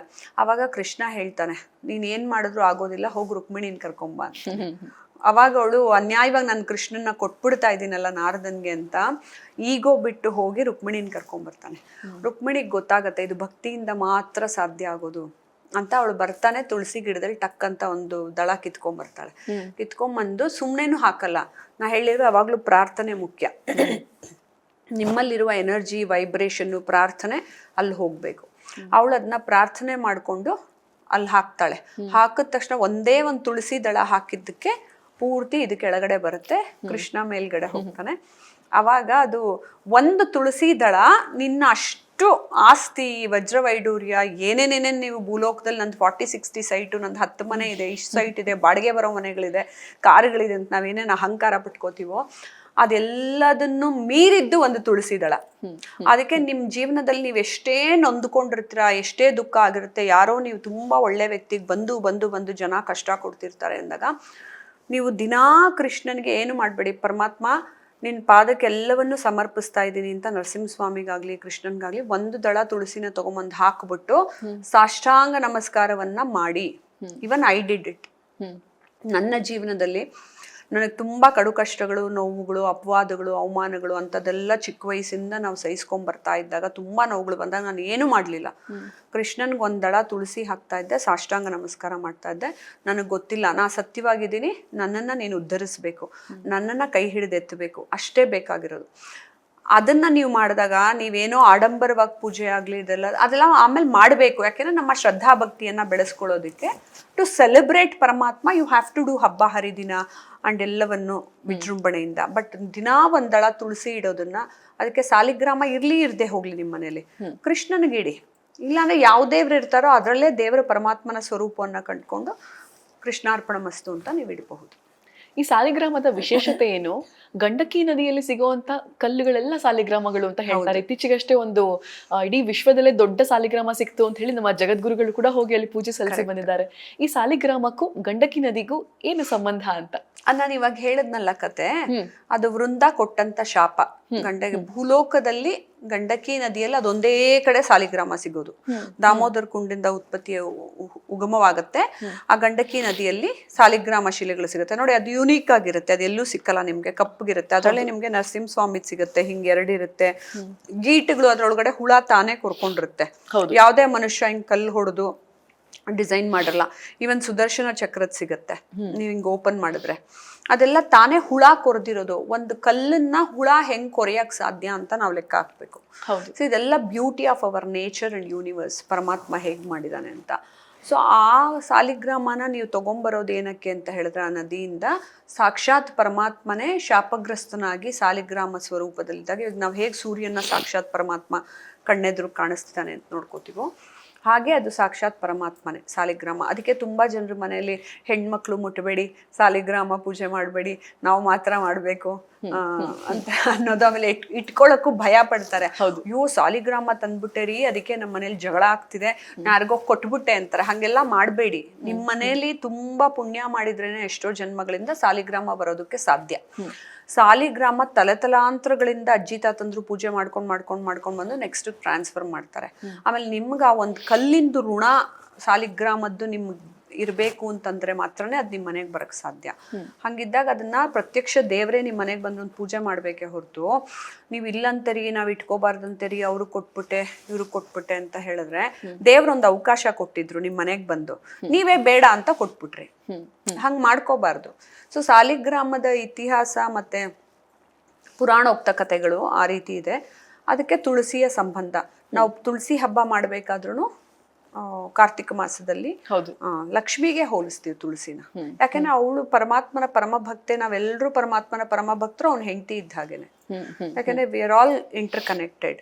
ಆ ರಾಧಾರಾಣಿನ ಎಷ್ಟು ಪ್ರೀತಿಸ್ತಾನೋ ನಾರಾಯಣ, ನಮ್ಮನ್ನೆಲ್ಲರನ್ನು ಅಷ್ಟೇ ಪ್ರೀತಿಸ್ತಾನೆ. ಈಗ ಸಾಲಿಗ್ರಾಮ ಯಾರು ಬೇಕಾದ್ರೂ ಮನೇಲಿ ಇಟ್ಕೋಬಹುದಾ? ಹೆಣ್ಮಕ್ಳು ಪೂಜೆ ಮಾಡಬಹುದಾ? ಹಾಗಿದ್ರೆ ಖಂಡಿತ ಮಾಡ್ಬೋದು ಜಿ. ಯಾಕೆಂದ್ರೆ ದೇವ್ರಿಗೆ ಆ ರೀತಿ ಜೆಂಡರ್ ಬಯಾಸ್ ಇಲ್ಲ. ನೀನು ಹೆಣ್ಮಕ್ಳು ಗಂಡ್ಮಕ್ಳು ಅಂತಲ್ಲ, ಎಲ್ಲಾ ಜೀವಾತ್ಮದಲ್ಲೂ ಪರಮಾತ್ಮನ ಎನರ್ಜಿ ಇರೋದ್ರಿಂದ ನೀನು ಅವ್ರು ಮುಟ್ಬಾರ್ದು ಇವ್ರು ಮುಟ್ಬಾರ್ದು ಅಂತ ಹೇಳೋರು ಯಾರು ಹೇಳ್ತಾರೋ ಅವರು ದೇವ್ರಿಗಿಂತ ದೊಡ್ಡ ವ್ಯಕ್ತಿಯಾಗಿ ಬಿಹೇವ್ ಮಾಡ್ತಿದ್ದಾರೆ. ಸೊ ನೀವ್ ಹೇಳ್ಬೇಕು, ನೀ ಕೃಷ್ಣನ್ಗಿಂತ ದೊಡ್ಡವನಲ್ಲಪ್ಪ, ನನಗೇನ್ ಬೇಕೋ ನಾನು ಮಾಡ್ಕೊಳ್ತೀನಿ ಅಂತ. ಸೊ ಅದಕ್ಕೆ ಏನಿಲ್ಲ ಅಂದ್ರೂ ಸಾಲಿಗ್ರಾಮ ಇದ್ರೆ ನೀರಲ್ಲಿ ಅಭಿಷೇಕ ಮಾಡಿದೀನ. ತುಂಬಾ ನೀವು ಬ್ಯುಸಿ ಆಗಿದ್ರು ಸುಕ್ಕಂತ ನೀರ್ ಹಾಕೊಂಡೋಗಿ ಓಂ ನಮೋ ನಾರಾಯಣಾಯ ಅಥವಾ ಕೃಷ್ಣಂದು ಓಂ ಕ್ಲೀಂ ಕೃಷ್ಣಾಯ ಹಾಕ್ಬಿಟ್ಟು ಅದಕ್ಕೊಂದು ತುಳಸಿ ಇಟ್ಬಿಟ್ಟು ಅಥವಾ ಒಂಚೂರು ಸಕ್ಕರೆನೋ ಕಡಲೆನೋ ಏನಾದ್ರು ಇಟ್ಬಿಟ್ಟು ನೈವೇದ್ಯನ ಹೋಗಿ, ತಪ್ಪೇನಿಲ್ಲ. ಯಾಕೆಂದ್ರೆ ನಾನಂತೂ ಟ್ರಾವೆಲ್ ಮಾಡೋವಾಗ್ಲೂ ಸಾಲಿಗ್ರಾಮ ಎತ್ಕೊಂಡು ಹೋಗ್ತೀನಿ. Because that protected me. ನಾನು ಇವತ್ತು ಒಂದೊಂದು ಹೆಜ್ಜೆನಲ್ಲಿ ನಾನು ಬೆಳಿಬೇಕು ಅಂತ ಹೇಳಿದ್ರು, ಎಸ್ಪೆಷಲಿ ನಾನು ಲಕ್ಷ್ಮೀ ನರಸಿಂಹ ಸಾಲಿಗ್ರಾಮನೇ ಎತ್ಕೊಂಡು ಹೋಗ್ತೀನಿ. ನನಗ್ ಬೇಕಾ ಎನರ್ಜಿ, ಬಿಕಾಸ್ ಎನರ್ಜೆಟಿಕ್ ಆಗಿ ಕೆಲಸ ಮಾಡ್ಬೇಕು ಅಂತಂದಾಗ. ಕೆಲವರು ಅದು ಇಟ್ಕೊಳ್ಳಲ್ಲ. ಮದ್ವೆ ಟೈಮಲ್ಲಿ ಲಕ್ಷ್ಮೀ ನಾರಾಯಣ ಪುಟ್ಟದ್ ಕೊಡ್ತಾರೆ ಸಾಲಿಗ್ರಾಮನ. ಬೇರೆ ಆಮೇಲೆ ಇನ್ನೊಂದು ಹೇಳ್ತೀನಿ, ಇದೇನು ಬ್ರಾಹ್ಮಣರು ಅನ್ನೋ ಜಾತಿ ಎಲ್ಲ ಅವರೇ ಇಟ್ಕೋಬೇಕು ಅನ್ನೋದಿಲ್ಲ. ತಿರ್ಗಾ ವೀಕ್ಷಕರಿಗೆ ಹೇಳ್ತಿದ್ದೀನಿ, ಪ್ರತಿಯೊಬ್ಬ ಜೀವಿಗಳಿಗೂ ಯೋಗ್ಯತೆ ಮತ್ತೆ ಪ್ರೀತಿ ಮತ್ತೆ ಎಲ್ಲ ಕೆಪಾಸಿಟಿನೂ ಪರಮಾತ್ಮ ಕೊಟ್ಟಿರ್ತಾನೆ. ನಾವೆಲ್ಲರೂ ಇಟ್ಕೋಬಹುದು. ದೆರ್ ಇಸ್ ನೋ ಜಾತಿ ಫಾರ್ ಸಾಲಿಗ್ರಾಮ. ನೀವು ಆ ರೀತಿ ಭಯ ಪಟ್ಕೊಳ್ಳೇಬೇಡಿ. ಒಂದು ಸಣ್ಣ ಲೈನ್ ಹೇಳೋದಕ್ಕೆ ಓಂ ನಮೋ ನಾರಾಯಣಾಯ ಜಾತಿ ಬೇಕಾಗಿಲ್ಲ, ಕ್ಲೀಂ ಕೃಷ್ಣಾಯ ಹೇಳೋದಕ್ಕೆ ಜಾತಿ ಬೇಕಾಗಿಲ್ಲ. ಯಾರು ಬೇಕಾದ್ರೂ ಇಟ್ಕೋಬಹುದು. ತುಳಸಿನ ಕಿತ್ತಿಡೋದಕ್ಕೆ ಜಾತಿ ಬೇಕಾಗಿಲ್ಲ, ಯಾರು ಬೇಕಾದ್ರೂ ಇಟ್ಟು ಪೂಜೆ ಮಾಡಬಹುದು. ಆ ರೀತಿ ಯಾವ ಇದ್ರಲ್ಲೂ ಲಿಖಿತವಾಗಿಲ್ಲ ಹೆಣ್ಮಕ್ಳು ಸಾಲಿಗ್ರಾಮನ ಮುಟ್ಟೋ ಹಾಗಿಲ್ಲ ಅಂತ. ನರಸಿಂಹನ ವಿಗ್ರಹನ ಮನೇಲಿ ಇಟ್ಕೋಬಹುದಾ ಅನ್ನೋದು ಸುಮಾರು ಜನದ ಪ್ರಶ್ನೆ. ಇಟ್ಕೊಳ್ಬಹುದಾ? ಆಕ್ಚುಲಿ ನರಸಿಂಹಂದು ಕೇಳ್ತಾರೆ, ಕಾಲಭೈರವಂದು ಕೇಳ್ತಾರೆ, ಕೆಲವರು ಮಲಗಿರೋ ಶಿವನ್ ಇಟ್ಕೋಬೋದಾ ಅಂತಾರೆ, ಶನಿದೇವ್ರ ಆಮೇಲೆ ನಿಂತಿರೋ ಲಕ್ಷ್ಮಿನ ಇಟ್ಕೋಬೋದಾ, ಶನಿದೇವ್ರದ್ದು ಇಟ್ಕೋಬಹುದು, ಎಲ್ಲ ಇಟ್ಕೋಬಹುದು. ನಾವೆಲ್ಲ ನರಸಿಂಹಸ್ವಾಮಿಯ ಪರಮ ಭಕ್ತರು. ನನ್ನ ಫೇವ್ರೆಟ್ ಅದು. ಯಾರು ಬೇಕಾದ್ರೂ ಇಟ್ಕೋಬಹುದು. It depends on your energy. ಕೆಲವ್ರು ಏನ್ ಮಾಡ್ತಾರೆ ಗೊತ್ತಾ, ನರಸಿಂಹಸ್ವಾಮಿ ಎನರ್ಜಿನ ಇಟ್ಕೊಂಡ್ಬಿಟ್ರೆ ಅದು ಉಗ್ರವಾದ ಎನರ್ಜಿ, ನಮ್ಮ ಮನೇಲಿ ಜಗಳ ಶುರುವಾಗತ್ತೆ ಅಂತ ಅನ್ನೋದಕ್ಕೆ ಮಾಡ್ಕೊಂತಾರೆ. ನಿಮ್ಮ ಮನೇಲಿ ಜಗಳ ಶುರು ಆಗೋದಕ್ಕೆ ಕಾರಣ ನಿಮ್ಮ ಮಂಗಳ ಸರಿಗಿರೋದಿಲ್ಲ, ದೇವ್ರಿಂದ ಅಲ್ಲ. ದೇವ್ರ ಏನ್ ಮಾಡ್ತಾನೆ ಪಾಪ, ದೇವ್ರು ನಿಮ್ಗೆ ಒಳ್ಳೇದ್ ಮಾಡಬೇಕು ಅಂತ ನಿಮ್ ಮನೆಗ್ ಬರ್ತಾರೆ. ದೇವ್ರೆ ಯಾಕೆ ನಿಮಗೆ ಕೆಟ್ಟದ್ ಮಾಡಕ್ ಬರ್ತಾರೆ? ಸೊ ದೇವರಿಂದ ಆಗಲ್ಲ. ಅಟ್ಲೀಸ್ಟ್ ನೀವು ನರಸಿಂಹಸ್ವಾಮಿ ಪೂಜೆ ಮಾಡೋದ್ರಿಂದ ನಿಮ್ಮ ಮನೇಲಿ ಜಗಳ ಕಮ್ಮಿ ಆಗತ್ತೆ, ನಿಮ್ಮಲ್ಲಿರುವ ಉಗ್ರ ಕೋಪ ಕೂಡ ಕಮ್ಮಿ ಆಗತ್ತೆ, ನಿಮ್ ಸುತ್ತಲೂಗಿರೋರು ಕೂಡ ನಿಮ್ ಮೇಲೆ ಹೌಹಾರಿ ಜಗಳ ಆಡೋದಕ್ಕೆ ಬರೋದಿಲ್ಲ. ಸೊ ನರಸಿಂಹಸ್ವಾಮಿ ಪೂಜೆ ನೀವು ಮಾಡ್ಲೇಬೇಕು. ಎಸ್ಪೆಷಲಿ ಲಕ್ಷ್ಮೀ ನರಸಿಂಹಸ್ವಾಮಿ ಜೊತೆಲಿ ಇರೋದು ತಗೊಂಡ್ಬಂದಾಗ it's a combination of family. ಆ ಫ್ಯಾಮಿಲಿನಲ್ಲಿ ಸುಖ ಸಂತೋಷ ಇರಬೇಕು. ಆಮೇಲೆ ನರಸಿಂಹಸ್ವಾಮಿ ನಿಮ್ಗೆ ಕ್ವಿಕ್ ಆಗಿ ರಿಸಲ್ಟ್ ಕೊಡ್ತಾರೆ. ಯಾಕೆಂದ್ರೆ ಅವನ ಅವತಾರನೇ ಆ ರೀತಿ ಅಲ್ಲ, ಅವ್ನ ಭಕ್ತಿಯಿಂದ ಕರೆದ ತಕ್ಷಣ ಬಂದ್ಬಿಟ್ರಲ್ಲ. ಸೊ ನಿಮ್ಗೆ ಕ್ವಿಕ್ ಆಗಿ ರಿಸಲ್ಟ್ ಬೇಕು, ಮತ್ತೆ ಎಲ್ಲಾ ಕಡೆಯಿಂದ ಪ್ರೊಟೆಕ್ಷನ್ ಬೇಕು ಅಂತಂದಾಗ ಶ್ರೌಮ್ ಅನ್ನೋದು ನರಸಿಂಹಸ್ವಾಮಿ ಬೀಜಾಕ್ಷರ ಮಂತ್ರ. ನರಸಿಂಹಸ್ವಾಮಿದು ಎಷ್ಟೊಂದು ಮಂತ್ರ ಈಗೆಲ್ಲ ಹಳೆ ಕಾಲದ ತರ ಕಷ್ಟನೇ ಇಲ್ಲ, ಗುರುಗಳ ಹತ್ರ ಹೋಗಿ ಕಲಿಬೇಕು, ಎಲ್ಲ ಸಿಕ್ಬಿಡುತ್ತೆ. ಸೊ ನೀವು ಮಂತ್ರ ಹೇಳ್ಕೊಂಡು ಕರಾವಲಂಬನ ಸ್ತೋತ್ರ ಹೇಳ್ತಿರೋ, ಅಥವಾ ನರಸಿಂಹಸ್ವಾಮಿ ಕವಚ ಓದ್ಕೊಳ್ತಿರೋ, ಕವಚ ಪ್ಲೇ ಮಾಡಾದ್ರೂ ಬಿಟ್ಟಿರಿ ನಿಮ್ಮ ಮನೆಯಲ್ಲಿ, ತುಂಬಾ ಚೆನ್ನಾಗಿ ಬ್ಯೂಟಿಫುಲ್ ಎನರ್ಜಿ ಕ್ರಿಯೇಟ್ ಆಗುತ್ತೆ. ಈಗ ನೀವು ಹೇಳ್ತಿದ್ರಿ ಲಕ್ಷ್ಮೀ ನರಸಿಂಹ ತಮ್ಮ ಇಷ್ಟ ದೈವ ಅಂತ. ಇದ್ರ ಬಗ್ಗೆ ಮಾತಾಡ್ತಾ, ಈಗ ನಮ್ಮ ಕುಲದೇವರು ಒಂದು ಪರ್ಟಿಕ್ಯುಲರ್ ದೇವ್ರು ಇರುತ್ತೆ, ಬಟ್ ಆದ್ರೆ ನನಗೆ ನನ್ನ ಇಷ್ಟ ದೈವ ಇನ್ನೊಂದಿರುತ್ತೆ, ಮತ್ ನನಗೆ ಜಾಸ್ತಿ ಕನೆಕ್ಷನ್ ನನ್ನ ಇಷ್ಟ ದೈವದ ಜೊತೆ ಇರುತ್ತೆ. ಹಾಗಂತ ಕುಲದೇವರನ್ನ ಬಿಡ್ತಿಲ್ಲ, ಪೂಜೆನೂ ಮಾಡ್ತಿದೀವಿ, ಇಷ್ಟ ದೈವದ ಜೊತೆ ಕನೆಕ್ಟ್ ಆಗ್ತಿದೀವಿ. ಇದು ಸರಿನಾ ಅನ್ನೋ ಒಂದು ಗೊಂದಲ ಸುಮಾರು ಜನಕ್ಕೆ ಇರುತ್ತೆ. ಸರಿನೇ ಜಿ. ಯಾಕೆಂದ್ರೆ ಹೇಳ್ತೀನಿ, ಕುಲದೇವರು ಮತ್ತೆ ನಿಮ್ ಗಂಡನ ಮನೆ ದೇವರು, ನಿಮ್ ಕುಲದೇವರು ಎಲ್ಲ ನಿನ್ನ ಹೋಜನ್ಮದ ಸಂಚಿತ ಕರ್ಮಾನುಸಾರವಾಗಿ ನಿಂಗೆ ಕನೆಕ್ಟೆಡ್ ಆಗಿ ಒಂದು ಜನ್ಮವನ್ನ ಕೊಡ್ತು. ಆದ್ರೆ ನಿನ್ನ ಇಷ್ಟ ದೇವರು ಎಷ್ಟು ಬ್ಯೂಟಿಫುಲ್ ಆಗಿ ವರ್ಕ್ ಆಗತ್ತೆ ಅಂತ ಹೇಳಿದ್ರೆ, ನಾವೆಲ್ಲೋ ಹೋಗ್ತಾ ಇದ್ದಾಗ ಯಾರೋ ನನ್ನ ಫ್ರೆಂಡ್ ಗಣೇಶನ್ ಪೂಜೆ ಮಾಡ್ತಿದ್ರು ಅಂದ್ರೆ ಇನ್ಫ್ಲೂಯೆನ್ಸ್ ಆಗಿ ನನ್ಗೂ ಗಣೇಶನ್ ಪೂಜೆ ಬರುತ್ತೆ. ಇನ್ನೆಲ್ಲೋ ಮುಂದೆ ಒಂದು 10 ವರ್ಷ ಆದ್ಮೇಲೆ ಎಲ್ಲೋ ಹೋಗ್ತೀವಿ, ಯಾರೋ ಲಲಿತಾ ಸಹಸ್ರನಾಮ ಭಜನೆ ಮಾಡ್ತಿದ್ರು ಅಂತ ಹೇಳಿದ್ರೆ ಅಲ್ಲಿ ಇನ್ಫ್ಲೂಯೆನ್ಸ್ ಆಗಿ ಲಲಿತಾ ಸಹಸ್ರನಾಮಕ್ಕೆ ಹೋಗ್ತೀವಿ. ಇನ್ನೊಂದೇನೋ ಆಯ್ತು, ನಾರಾಯಣ ತಿರುಪತಿಗೆ ಹೋಗೋಣ ಅಂದ್ರೆ ನಾರಾಯಣ ನಂಗೆ ವರ ಕೊಟ್ಬಿಟ್ಟಪ್ಪ, ನಾನು ಇನ್ಮೇಲೆ ನಾರಾಯಣನ್ನೇ ಪೂಜೆ ಮಾಡ್ತೀನಿ ಅಂತ ಅಲ್ಲಿ ಹೋಗುತ್ತೆ. ಸೊ ಆ ರೀತಿ ನಿಮ್ಮ ಮ್ಯಾನಿಫೆಸ್ಟೇಷನ್ ಅಲ್ಲಿ ಬೇರೆ ಬೇರೆ ಬೇರೆ ಬೇರೆಯವರು ಎಷ್ಟೊಂದು ಜನ ಸೇರ್ಕೊಳ್ತಾ ಹೋಗ್ತಾರೆ, ಎಲ್ಲಾ ದೇವಾನುದೇವತೆಗಳ ಎನರ್ಜಿ. ಅದು ನಮ್ ಜೀವನ ಚೆನ್ನಾಗಾಗ್ಲಿ ಅಂತಾನೆ. ಅದ್ರಲ್ಲಿ ಇಷ್ಟ ದೇವರು ಎಷ್ಟು ಬ್ಯೂಟಿಫುಲ್ ಆಗಿ ಅವರೇ ಬಂದು ನಿಮಗ್ ಕಚ್ಕೋತಾರೆ, ಅಟ್ಯಾಚ್ ಆಗ್ತಾರೆ ಅಂತ ಹೇಳಿದ್ರೆ, ನಾವ್ ಎಲ್ಲಿದ್ರು ಕೂಡ ಅವರೇ they'll start communicating with you. ಅವರೇ ಮಾತಾಡಕ್ ಶುರು ಮಾಡ್ತಾರೆ, ಅವರೇ ನಿಮ್ ಮನೆಗ್ ಬಂದು ಕೂತ್ಕೋತಾರೆ, ಅವರೇ ಇಷ್ಟ ದೇವರು ಬಂದು ನಿಮ್ಗೆ ಅಪಿಯರ್ ಆಗ್ತಾರೆ. It's more like a boyfriend and girlfriend ನಿಮ್ಮ ಯೋಚನೆಗಳಲ್ಲೂ. ಅದು ಭಕ್ತಿಯ ಪ್ರೀತಿ. ಅದು ಫೆಮಿನೈನ್ ಎನರ್ಜಿನೇ ಆಗಿರ್ಲಿ, ಮೇಲ್ ಎನರ್ಜಿನೇ ಆಗಿರ್ಲಿ, ಅವರು ನಮ್ಗೆ ಅವರೇ ಬಂದು ಮನುಷ್ಯ ಇನ್ನು ಮೂಢನಾಗೆ ಬದುಕ್ತಾ ಇದ್ದಾನೆ ಅಂತ ನಮ್ ಜೀವನನ ಸರಿ ಮಾಡ್ಬೇಕು ಅಂತ ಇಷ್ಟ ದೇವರು ಪಾಪ ಎಷ್ಟು ಪ್ರಯತ್ನಗಳನ್ನ ಪಡ್ತಾರೆ ಅಂದ್ರೆ ನಮಗ್ ಬಂದು ಸೂಚನೆಗಳನ್ನು ಕೊಡ್ತಾರೆ. ನೀನ್ ಹಿಂಗ್ ಹೋಗ್ಬೇಡ, ಅವರೆಲ್ಲ ಸರಿಗಿಲ್ಲ, ತಪ್ಪು, ಅಥವಾ ಹಿಂಗ್ ಮಾಡ್ಬೇಡ, ಅದು ಮುಂದೊಂದು ದಿನ ನಿನ್ಗೆ ಕೆಡಕಾಗತ್ತೆ, ಅಥವಾ ಇದನ್ ಮಾಡು ಸರಿ ಹೋಗುತ್ತೆ ಅಂತ. ದಿಸ್ ಇಸ್ ವೇರ್ ಇಷ್ಟ ದೇವತಾ ಹೆಲ್ಪ್ಸ್ ಯು. ಇಷ್ಟ ದೇವತೆಗಳು ಅವರೇ ನಿಮ್ಗೆ ಕನೆಕ್ಟ್ ಆಗ್ತಾ ಹೋಗ್ತಾರೆ. ಕುಲದೇವರಿಗೆ ಒಂದು ಫಾರ್ಮಾಲಿಟೀಸ್ ಅಲ್ಲಿ ಪೂಜೆ ಮಾಡ್ಬಿಡ್ತೀವಿ, ಓಕೆಪ್ಪ ನಮ್ಮ ಮನೆ ದೇವ್ರು ನಂಜುಂಡೇಶ್ವರ ಸ್ವಾಮಿ ಅವ್ನಿಗೆ ಮಾಡ್ಬಿಡೋಣ ಅಂತ. ಅದೇ ನಿಮ್ಗೆ ಇಷ್ಟ ದೇವ್ರ ಜೊತೆ ನೀವು ಕೂತ್ಕೊಂಡು ಎಷ್ಟೋ ತನಕ ಮಾತಾಡಿ ತುಂಬಾ ಆಸೆ ಪಟ್ಕೊಂಡು ಹಬ್ಬ ಹರಿದಿನಗಳನ್ನ ಆಚರಿಸಿ ಅವ್ರಿಗೆ ಅಲಂಕಾರ ಮಾಡ್ಕೊಂಡು ಇಷ್ಟ ದೇವ್ರ ಹತ್ರ ನೀವು ಕಣ್ಣೀರು ಹಾಕೊಂಡು ದುಃಖದಿಂದ ನಿಮ್ ಕತೆ ಎಲ್ಲ ಹೇಳ್ಕೋತೀರ. ಕೆಲವರು ಬಯೋದು ಉಂಟು ದೇವ್ರಿಗೆ, ಯಾಕೆ ಹಿಂಗ್ ಮಾಡ್ದೆ ಅಂತ. ತುಂಬಾ ಜನ ಮಾಡ್ತಾರೆ. ಅದು ಇಷ್ಟ ದೇವ್ರುಗಳಿಗೆ ಪ್ರತಿಯೊಬ್ಬರಿಗೂ ಹಾರ್ಟ್ ಜೊತೆ ಕನೆಕ್ಟೆಡ್ ಆಗಿರ್ತಾರೆ. ಅನಾಹತ ಚಕ್ರದಲ್ಲಿ ಅವಾಗ್ಲೇ ನಾವು 108 ಹೇಳ್ತಿದ್ವಲ್ಲ, ಆಕ್ಚುಲಿ ಅನಾಹತದಲ್ಲಿ 108 ಯೂನಿವರ್ಸಲ್ ಎನರ್ಜಿಯ ಕನೆಕ್ಟಿಂಗ್ ಪಾಯಿಂಟ್ಸ್. ನಮ್ಗೆ ಹೆಂಗ್ ECG ಹಾಕಿ ನೋಡ್ತಾರೋ ಆ ರೀತಿ ಕನೆಕ್ಟಿಂಗ್ ಪಾಯಿಂಟ್ಸ್ ಇದೆ ಅನಾಹತದಲ್ಲಿ. ಸೊ ಪರಮಾತ್ಮನ ನಾವ್ ಯಾವಾಗ್ಲೂ ಆತ್ಮದಲ್ಲಿ ಇಟ್ಕೊಂಡೆ ನಾವು ಅನಾಹತ ಕನೆಕ್ಟ್ ಆಗಿ ಮಾಡ್ತೀವಲ್ಲ, ಆ ರೀತಿ ಇಷ್ಟ ದೇವತಾ is connected with your Anahata. ನೀನ್ ಬೇಡ ಅಂದ್ರೂ ನಿನ್ಗೆ ಎದೆ ಭಾರ ಆದಾಗ, ನೋವಾದಾಗ, ತುಂಬಾ ದುಃಖ ಆದಾಗ ಫಸ್ಟ್ ಹೋಗಿ ನಿನ್ನ ಇಷ್ಟ ದೇವ್ರನ್ನೇ ತಬ್ಕೊಂಡು ಕಣ್ಣೀರ್ ಹಾಕೊಂಡು ನಾವು ಕೇಳ್ಕೊಳ್ಳೋದು. ನೀನ್ ಈ ತರ ಮಾಡ್ಬಿಟ್ಟೆ, ಯಾಕೆ ನನ್ಗೊಂದು ಸಿಗ್ನಲ್ ಕೊಟ್ಟು ನನ್ನ ಕಾಪಾಡ್ಬೋದಿತ್ತು ನೀನು ಅಂತ ತುಂಬಾ ಜನ ಅದನ್ನ ಹೇಳ್ತಾರೆ. ಬಟ್ ಇಷ್ಟ ದೇವತೆಗಳು ನಿಮ್ ಜೀವನದಲ್ಲಿ ಹೆಲ್ಪ್ ಮಾಡ್ಬೇಕು ಅಂತಾನೆ ಪಾಪ ಈ ಜನ್ಮದಲ್ಲಿ ನಿನ್ ಕರ್ಮ ಮುಗಿಸೋದಕ್ಕೆ ಅವ್ರು ನಿನ್ ಜೊತೆಲಿ ಫ್ರೆಂಡ್ ತರ ನಿಂತ್ಕೊಂಡು, ಗುರುಸ್ಥಾನದಲ್ಲಿ ನಿಂತ್ಕೊಂಡು, ಇವಾಗ ಎಷ್ಟೋ ಜನರ ಮನೇಲಿ ಅಪ್ಪ ಅಮ್ಮನೂ ಸಪೋರ್ಟ್ ಮಾಡಲ್ಲ, ನೀನ್ ಯಾಕೆ ಮಾಡ್ಬೇಕಿದೆಲ್ಲ ಅಂತಾರೆ, ಅಥವಾ ಮದ್ವೆ ಆದವ್ರು ಸಪೋರ್ಟ್ ಮಾಡಲ್ಲ. ಬಟ್ ಆದ್ರೆ ನಿಮ್ಮ ಇಷ್ಟ ದೇವ್ರು ಮಾತ್ರ ನಿಮ್ ಕೈ ಬಿಡಲ್ಲ. ಯಾರು ನಿಮ್ಮನ್ನ ಬಿಟ್ಬಿಟ್ಟು ಹೋದ್ರು ನಿಮ್ ಇಷ್ಟ ದೇವ್ರು ನಿಮ್ ಕೈ ಬಿಡಲ್ಲ. ಎಷ್ಟೋ ಜನ ಹಾಸ್ಪಿಟ್ಲಲ್ಲಿ ಇರ್ತಾರೆ, ಮನೆಯವ್ರೊಬ್ರು ನೋಡಕ್ಕೂ ಬಂದಿರಲ್ಲ, ಅಂತವ್ರಿಗೂ ಕೂಡ ಅವ್ರ ಇಷ್ಟ ದೇವ್ರು ಕೈ ಬಿಡಲ್ಲ. ಬಟ್ ಕುಲದೇವ್ರನ್ನ ನಾವ್ ಯಾಕೆ ಮರಿಬಾರ್ದು ಅಂತ ಹೇಳಿದ್ರೆ ಅವರಿಂದ ನಾವು ಜನ್ಮ ತಗೊಂಡಿದ್ದೀವಿ. ಅದಕ್ಕೆ ನಾವು we have to be thankful to them. ನೀವು ಬಂದ ತಕ್ಷಣ ನಾನು ಮೊದಲು ಗಮನಿಸಿದ್ದು ನೀವು ಹಾಕಿರುವಂತ ರುದ್ರಾಕ್ಷಿ ಮಾಲೆ. ಇದೊಂದು ಪ್ರಶ್ನೆ ಸುಮಾರು ಜನದ ಮನ್ಸಲ್ಲಿದೆ, ಹೆಣ್ಣು ಮಕ್ಳು ರುದ್ರಾಕ್ಷಿ ಮಾಲೆ ಧರಿಸಬಹುದಾ? ಈಗ ಎಷ್ಟು ಕಡೆ ನಾನು ಹೇಳ್ಕೊಂಡ್ ಬಂದಿದ್ದೀನಿ, ಪಾಪ ಎಲ್ರು ಅದನ್ನ ಕೇಳ್ತಾರೆ, ಮೇಡಮ್ ಹಾಕೋಬಹುದಾ, ಏನಾಗ್ಬಿಡುತ್ತೆ ಅಂತ ಹೇಳ್ಬಿಟ್ಟು. ಎಲ್ರು ಹಾಕೋಬಹುದು. ನಾನು ಅವಾಗಿಂದ ಹೇಳ್ಕೊಂಡ್ ಬರ್ತಿರೋ ಹಾಗೆ ದೇವ್ರಿಗೆ ನಾವೆಲ್ಲರೂ ಪ್ರಿಯವಾದವ್ರೆ. ನಾವು ದೇವ್ರಿಗೆ ಹತ್ತಿರವಾದದ್ದು ಅಥವಾ ದೇವ್ರಿಗೆ ರಿಲೇಟೆಡ್ ವಸ್ತುಗಳು, ಅದು ಶ್ರೀಚಕ್ರ ಆಗಿರಬಹುದು, ಸಾಲಿಗ್ರಾಮ ಆಗಿರಬಹುದು, ರುದ್ರಾಕ್ಷಿ ಆಗಿರ್ಬೋದು, ತುಳಸಿ ಆಗಿರಬಹುದು, ವಾಟ್ ಎವರ್ ಇಟ್ ಇಸ್, ಪರಮಾತ್ಮ ನೀನು ಯಾವುದನ್ನು ಮುಟ್ಟಬೇಡ, ನೀನು ಹಾಕೋಬೇಡ, ನೀನು ಹಾಕೋಬೇಡ, ನೀನು ಹಾಕೋ, ದೇವ್ರಿಗೆ ಅಷ್ಟು ಟೈಮ್ ಇದೆಯಾ ಬಂದ್ಬಿಟ್ಟು ಹೇಳಕ್ಕೆ, ಅಥವಾ ಎಲ್ಲಾದ್ರೂ ಉಲ್ಲೇಖಿತವಾಗಿದೆಯಾ? ಆ ಥರ ಎಲ್ಲೂ ಇರೋದಿಲ್ಲ. ಉಲ್ಲೇಖಿತವಾಗಿದ್ರು ಯಾರೋ ಇವ್ರು ಬರ್ಕೊಂಡ್ರು ಅಂತ ಬುಕ್ಸ್ಗಳಲ್ಲಿ ಇರುತ್ತೆ ಹೊರತು ಅಪೌರುಷೇಯ ಗ್ರಂಥಗಳಲ್ಲಿ ಇರಲ್ಲ, ವೇದ ಉಪನಿಷತ್ತುಗಳಲ್ಲಿ. ಸೊ ಹಾಗಾಗಿ ಪ್ರತಿಯೊಬ್ಬರು ನಾರಾಯಣನ್ನ ಶಿವನ್ನ ಇಷ್ಟಪಡೋರು ಅವ್ರವ್ರಿಗೆ ಇಷ್ಟ ಬಂದಂಗೆ ಎಲ್ಲಾ ರೀತಿಯ ಜಪಮಾಲೆಗಳನ್ನು ಅವ್ರು ಹಾಕೋಬಹುದು. Why we use wood based ಈ ರೀತಿ ಯಾಕೆ ಹಾಕೋತೀವಿ ಅಂತ ಹೇಳಿದ್ರೆ ಇದ್ರಲ್ಲಿ ಎನರ್ಜಿ ಫಾರ್ಮ್ ಆಗುತ್ತೆ. ಸೊ ನೀವೇನ್ ಜಪ ಮಾಡ್ತಿರೋ ಇದೆಲ್ಲ ನಾನು ಲಕ್ಷಾಂತರ ಜಪ ಮಾಡಿರೋದನ್ನ ಹಾಕೊಂಡು ಹೋದಾಗ ನೀವು ನಂಬಲ್ಲ, ನಾ ಎಲ್ಲಿ ಹೋದ್ರು ಜನ ಅವರೇನೆ, ಮೇಡಮ್ ಆಪ್ಮೆ ಕುಚ್ ಎನರ್ಜಿ ಹೇ, ನೀವು ಬರ್ತಿರೋ ಹಂಗೇನೆ ಆ ಎನರ್ಜಿ ಬರುತ್ತೆ. ನಂದಲ್ಲ ಆಕ್ಚುಲಿ ದೇಹದ್ದು. ಸೊ ವಾಟ್ ಎವರ್ ನಾನು ಲಕ್ಷಾಂತರ ಜಪ ಮಾಡಿ ನಾವ್ ಹಿಂಗ್ ಹಾಕೊಂಡು ಹೋಗ್ತೀವಲ್ಲ, ಅದು ಬ್ರಹ್ಮಾಂಡದಲ್ಲಿ ಒಂದ್ ಎನರ್ಜಿ ತಾನಾಗೆ ಸೃಷ್ಟಿ ಮಾಡ್ಕೊಂಡಿರುತ್ತೆ. ಯಾಕಂದ್ರೆ ನಮ್ ಬಾಡಿ ಅಂಡ್ ಆಲ್ ಟೆಂಪ್ರರಿ. ನಾನು ಇವತ್ತಿರ್ತೀನಿ, ನಾಳೆ ವಯಸ್ಸಾಗತ್ತೆ, ಇನ್ನೊಂದಿನ ಸತ್ತೋಗ್ತೀವಿ, ಏನೇನೋ ಆಗತ್ತೆ. ಆದ್ರೆ ಈ ಮಂತ್ರಗಳ ಎನರ್ಜಿ ನಾನಿರ್ಲಿ ಇರ್ದೇ ಹೋಗ್ಲಿ ಜೀವಂತವಾಗಿರುತ್ತೆ.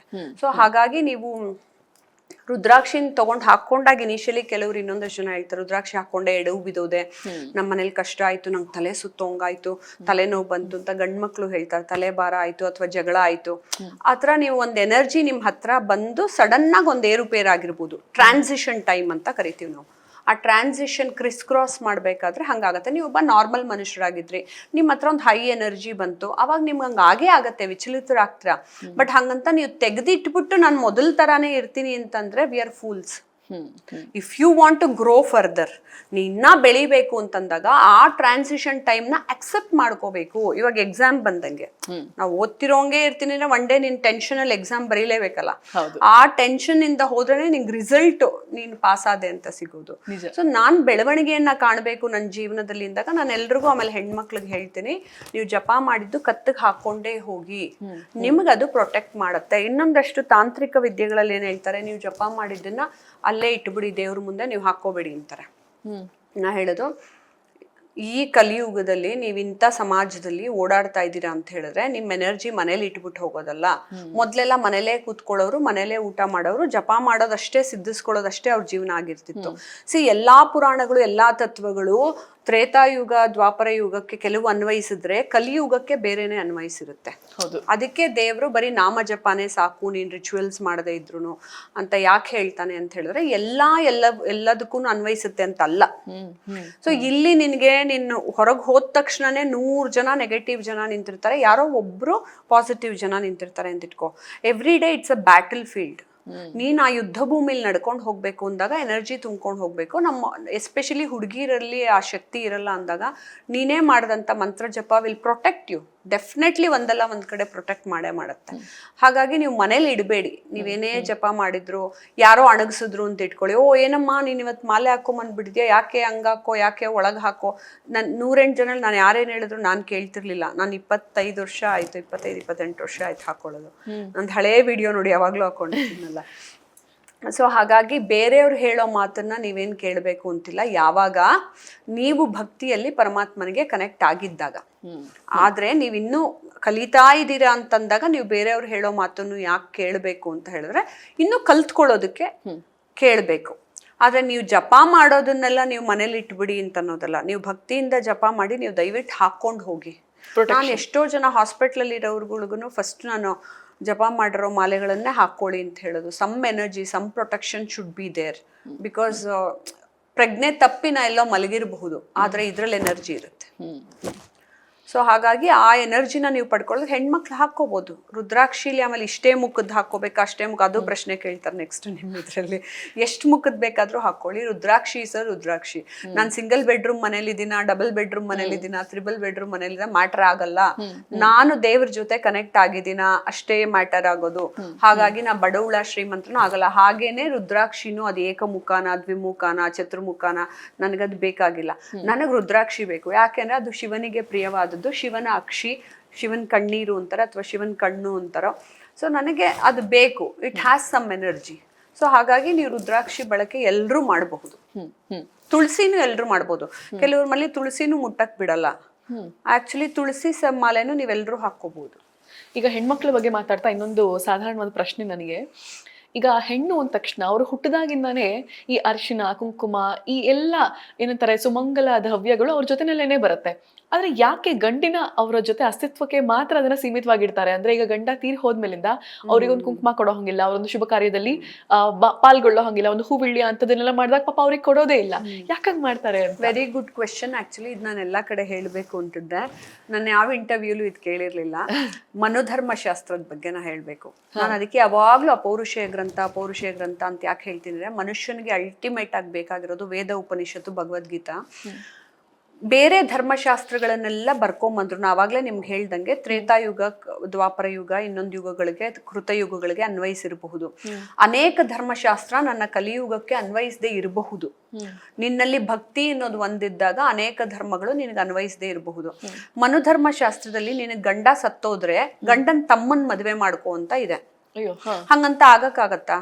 ಸೊ ಆಗ ಹಾಗಿದ್ದಾಗ ಅನೇಕ ಇದ್ರು ಏನು ಅಂದ್ರೆ, ಕೆಲವು ಇಲ್ಲಿ ಮನುನು ತುಂಬಾ ಜನ ಬರ್ತಾರೆ. ಒಬ್ಬ ಮನು ಅಂತಲ್ಲ, ಅನೇಕ ಜನ ಮನುಗಳು ಬರ್ತಾರೆ. ಸೊ ಅದ್ರಲ್ಲಿ ಯಾವ ಋಷಿದು ನಾವು ತಗೊಳ್ತೀವಿ ಅಂತ ಅನ್ನೋದ್ರ ಮೇಲೆ ಆಗತ್ತೆ. ಹಾಗಾಗಿ ಇವನ್ ಅನೇಕ ಪುರಾಣಗಳನ್ನು ಕೂಡ ನಾವು ತುಲನೆಗೆ ತಗೊಳ್ಳೋದಿಲ್ಲ.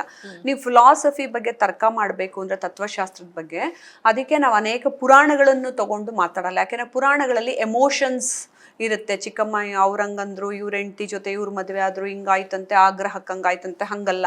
ಪರಮಾತ್ಮ ಇದನ್ನೆಲ್ಲ ಮೀರಿದವನು, ಮೇಲ್ಗಡೆ ಇರೋದು. ಅದಕ್ಕೆ ಯಾವಾಗ್ಲೂ ನಿಮ್ಗೆ ತರ್ಕ ಮಾಡ್ಬೇಕು ಅಂದಾಗ ತತ್ವಶಾಸ್ತ್ರದಲ್ಲಿ ಅಪೌರುಷೇಯ ಗ್ರಂಥಗಳನ್ನ ಮಾತ್ರ ತಗೊಳ್ತಾರೆ. ಹಿಂಗ್ ಡೈವರ್ಟ್ ಆಗಿ ಎಲ್ಲೋ ಕತೆ ಹೋಗ್ಬಾರ್ದು. ನಿನ್ ಜೀವಾತ್ಮ, ನನ್ ಜೀವಾತ್ಮ, ಎನರ್ಜಿ. ಸೈನ್ಸ್ ಕೂಡ ಅದನ್ನೇ ಹೇಳೋದು. ಎನರ್ಜಿ ನಾವ್ ಹೇಗ್ ಬೆಳ್ಕೊಂಬಂದ್ವಿ ಅಂತ ಅನ್ನೋದನ್ನ.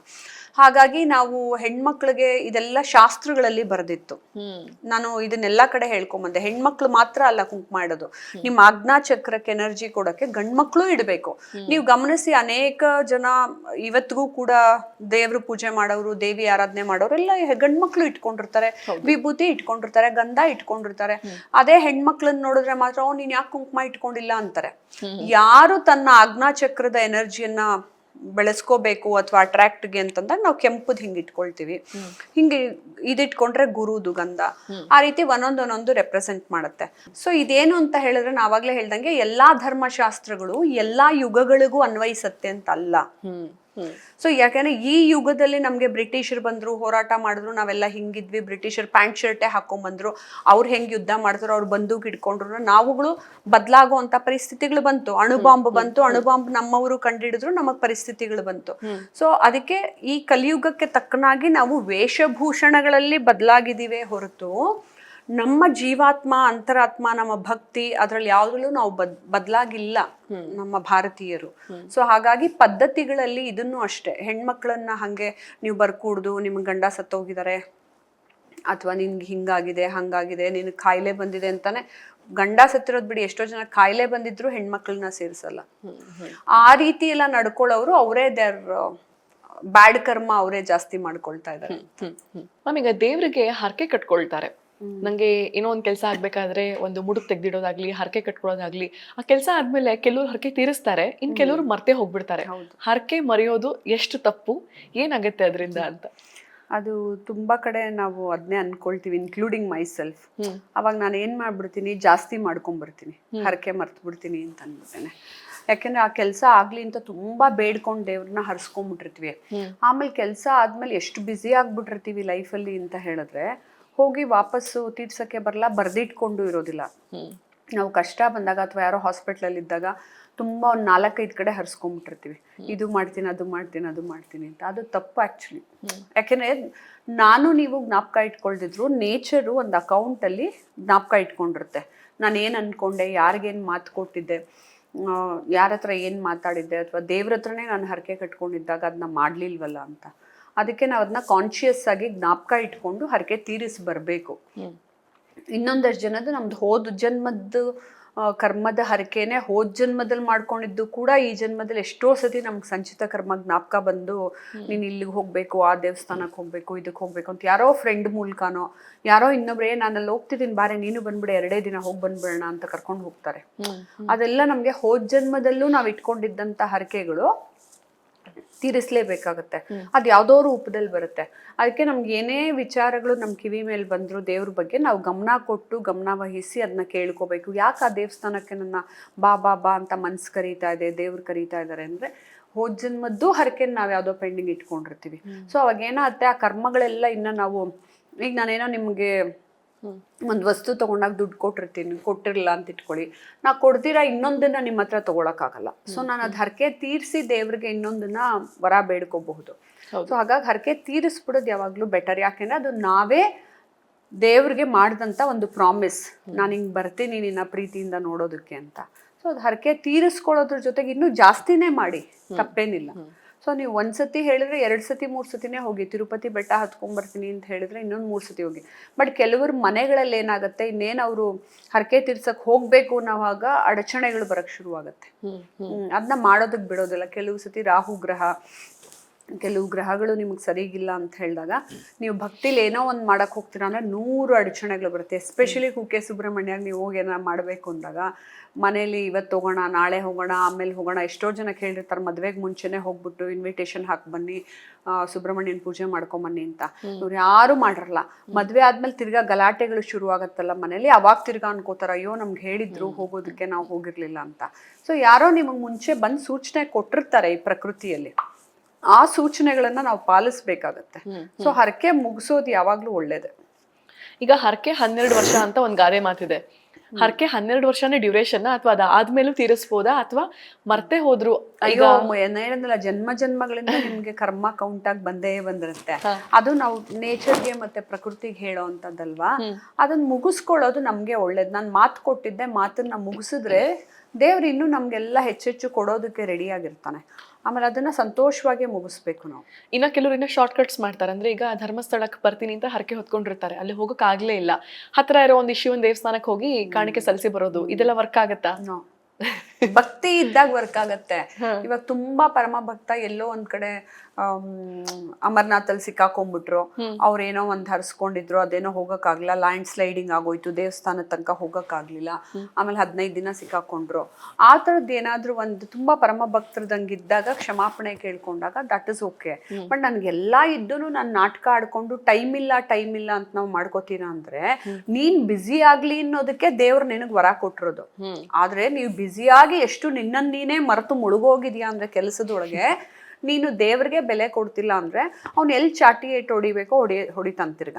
ಸೊ ಅದು ಫ್ಯಾಮಿಲಿಲಿ ಆಗಿರಬಹುದು, ಫೈನಾನ್ಷಿಯಲಿ ಆಗಿರಬಹುದು, ಅಥವಾ ನಾವೆಲ್ಲೋ ಸಿಕ್ಕಾಕೊಳ್ಳೋದಾಗಿರ್ಬಹುದು. ಸೊ ಆ ಥರದ್ದೆಲ್ಲ ನಾನು ಸರಿಪಡಿಸ್ಕೋಬೇಕು ಅಂತಂದಾಗ ನಾನು ದೇವ್ರಿಗೆ ಮಾತು ಕೊಟ್ಟಿರೋ ಅಂಥದ್ದನ್ನು ನಾವು ನಡೆಸ್ಕೊಳ್ಳೇಬೇಕು. ಅದು ನಮ್ಮ ಧರ್ಮ. ಈಗ ಮನೆಯಲ್ಲಿ ಎಷ್ಟೊಂದ್ ಕಡೆ ನಾವು ದೇವ್ರ ಫೋಟೋಗಳನ್ನ ಇಡ್ತೀವಿ. ಅಂದ್ರೆ ದೇವ್ರ ಮನೆ ಅಲ್ಲದೇನೆ ಕೆಲವರು ಹಾಲ್ ಅಲ್ಲಿ, ಕೆಲವರು ಅಡಿಗೆ ಮನೆ ಒಂದ್ ಸಣ್ಣ ದೇವ್ರ ಫೋಟೋ ಇಟ್ಕೋತಾರೆ, ಹಾಗೆ ಬೆಡ್ರೂಮ್ ಅಲ್ಲಿ ಫೋಟೋ ಇಡ್ತಾರೆ. ರೂಮ್ ಅಲ್ಲಿ ಇಡ್ಬೇಕಾ ಇಡಬಾರ್ದಾ ಅನ್ನೋ ಕನ್ಫ್ಯೂಷನ್ ತುಂಬಾ ಜನಕ್ಕೆ. ಇಡ್ಬೇಕಾ ಇಡಬಾರ್ದಾ? ನನ್ನ ಮನೇಲಿ ನಂದು ಬೆಡ್ ಬಂದು ನೋಡ್ಬೇಕು. ನಾನು ಮದ್ವೆ ಆಗಕ್ ಮುಂಚಿಂದನು ಅಷ್ಟೇನೆ, ಯಾರು ನನ್ನ ರೂಮಿಗೆ ಬಂದ್ರೆ ನಿನ್ ಗಂಡ ಎಲ್ಲಿ ಮಲ್ಕೊಳ್ತಾನೆ ಅನ್ನೋರು. ಅದು ಡಬಲ್ ಕಾಟ್ ಅಲ್ಲಿ ಒಂದ್ ಕಡೆ ನಾ ಮಲ್ಕೊಂಡ್ರೆ ಇನ್ನೊಂದ್ ಕಡೆ ಪೂರ್ತಿ ಭಗವದ್ಗೀತೆ, ಕೃಷ್ಣ, ದೇವಿ ಎಲ್ಲರನ್ನು ಇಟ್ಕೊಂಡು ನಾನು ಹಂಗೆ ಮಲ್ಗಿರೋದು. ಅವ್ರು ನನ್ ಜೊತೆ ಇದಾರೆ, ನಾನು ಅವ್ರ ಪಕ್ಕಾನೇ ಮಲ್ಕೊಳ್ಳೋದು ಅಂತ. ಅದಕ್ಕೆ ನಮ್ಮ ಮನೆಗ್ ಬರೋರೆಲ್ಲ ಅದನ್ನ ರೇಗ್ಸವ್ರು ಹಂಗೆ ಅಂತ. ನಾನು ಇವಾಗ್ಲೂ ಅಷ್ಟೇಪ್ಪ, ನನ್ ದಿಂಬ್ ಹತ್ರ ನನ್ ದಿಂಬ್ ಕೆಳಗೆ ಭಗವದ್ಗೀತೆ ಇಟ್ಕೊಂಡ್ರೆ ದಿಂಬ್ ಪಕ್ಕ ದೇವ್ರು ಎಲ್ಲ. ದೇವರನ್ನ ಹೊರತುಪಡಿಸಿ ನಾವ್ ಯಾರೂ ಅಲ್ಲ. ಹೌದು. ಕೆಲವು ಆಕ್ಟ್ಗಳನ್ನ ಮನುಷ್ಯ ಏನ್ ಅನ್ಕೊಂತಾನೆ, ನಾ ಸೀಕ್ರೆಟ್ ಆಗಿ 4 ಗೋಡೆ ಮಧ್ಯಾಹ್ನ ಮಾಡ್ಕೋತೀನಿ, ನನ್ನ ಹೆಂಡತಿ ಜೊತೆನೆ ಮಾಡ್ಕೊಳ್ಳೋದು, ನನ್ನ ಗಂಡನ ಜೊತೆನೆ ಮಾಡ್ಕೊಳ್ಳೋದು ಅಂದ್ರೆ ಆ 4 ಗೋಡೆ ಮಧ್ಯಾಹ್ನ ದೇವ್ರು ಇದಾನಪ್ಪ, ಅದನ್ನ ಅರ್ಥ ಮಾಡ್ಕೋಬೇಕು. ದೇವ್ರು ಸರ್ವಾಂತರ್ಯಾಮಿ, ಎಲ್ಲಾ ಕಡೆ ಕಣ್ಣಿರುತ್ತೆ. ಮತ್ every act is divine act. ಅದು ನಿನಗೆ ಪರಮಾತ್ಮ ಆಜ್ಞೆ ಮಾಡಿದ್ರೆ ಮಾತ್ರನೇ ನೀನ್ ಆ ಡಿವೈನ್ ಆಕ್ಟ್ ಅನ್ನ ಮಾಡಕ್ ಸಾಧ್ಯ. ಎಲ್ಲಾ ಕಡೆ ದೇವ್ರನ್ನ ಇಟ್ಕೋಬೇಕು. ಇದು ತುಂಬಾ ಮನೆಗಳಲ್ಲಿ ಕೂಡ ಜಗಳಗಳಾಗಿದೆ, ಇನ್ಕ್ಲೂಡಿಂಗ್ ನಮ್ಮ ಮನೆಗಳಲ್ಲಿ. ಬೆಡ್ರೂಮ್ ಅಲ್ಲಿ ದೇವ್ರನ್ನ ಇಡಲ್ಲ, ಗೋಡೆ ಮೇಲೆ ಮೊಳೆ ಹೊಡಿಯಲ್ಲ, ದೇವ್ರಿಟ್ರೆ ಹಿಂಗಾಗತ್ತೆ ಹಂಗಾಗತ್ತೆ, ದೇವ್ರು ನೋಡ್ಬಾರ್ದು, ಅಯ್ಯೋ ಬೆಡ್ರೂಮ್ ಅಲ್ಲಿ ಇಡೋದಾ ಅಂತೆಲ್ಲ. ದೇವ್ರ ಎಲ್ಲಾ ಕಡೆನೂ ಇದ್ದಾನೆ. ಎಲ್ಲಾ ಕಡೆನೂ ಇದ್ದಾಗ ನೀವ್ ಯಾಕೆ ಇಟ್ಕೋತೀರಾ ಅಂತ ಹೇಳಿದ್ರೆ, ನಾವೆಲ್ಲ ತುಂಬಾ ಹುಳುಗಳ ಸಮಾನದ ಮನುಷ್ಯರು. ನನಗ್ ಬೇಕು ದೇವ್ರ ಎನರ್ಜಿ. ಸರ್ವಾಂತರ್ಯಾಮಿ ಅಲ್ವಾ, ಹಂಗೆ ಜ್ಞಾಪಿಸ್ಕೊಂಬಿಡಿ ದೇವ್ರಿದಾನೆ ಅಂತ ಯಾಕೆ ಇಟ್ಕೋತೀರಾ, ಗೋಡೆ ಗಲೀಜಾಗತ್ತೆ ಅದು ಇದು ಅಂತಾನು ಜನ ಅನ್ಕೋಬಹುದು. ಆದ್ರೆ ನಾನ್ ಹೇಳ್ದಂಗೆ ನಮ್ಮಂತ ವಲ್ನರಬಲ್, ಸೂಕ್ಷ್ಮವಾಗಿರುವಂತಹ, ತುಂಬಾ ಮನಸ್ಥಿತಿಯಲ್ಲಿ ಕುಂದು ಹೋಗುವಂತ ನಮ್ಮಂತ ಮನಸ್ಥಿತಿ ಮನುಷ್ಯರು ಎಲ್ರಿಗೂ ನಮ್ಮನ್ ಮಾಡಿರೋದೇ ಆ ರೀತಿ ಬೊಂಬೆ ತರ. ನಮ್ಮೆಲ್ರಿಗೂ ಬೇಕು ದೇವ್ರದು. ನಾನ್ ಮಧ್ಯರಾತ್ರಿ ಒಂದ್ಸತಿ ಹಿಂಗ್ ಕಣ್ಬಿಟ್ಟಾಗ್ಲೂ, ಏನೋ ಕೆಟ್ಟ ಕನ್ಸ್ ಬಿತ್ತು ಅಂತ ಹಿಂಗ್ ಕಣ್ಬಿಟ್ಟಾಗ್ಲೂ ದೇವ್ರ ಫೋಟೋ ಕಾಣಿಸ್ಬೇಕು.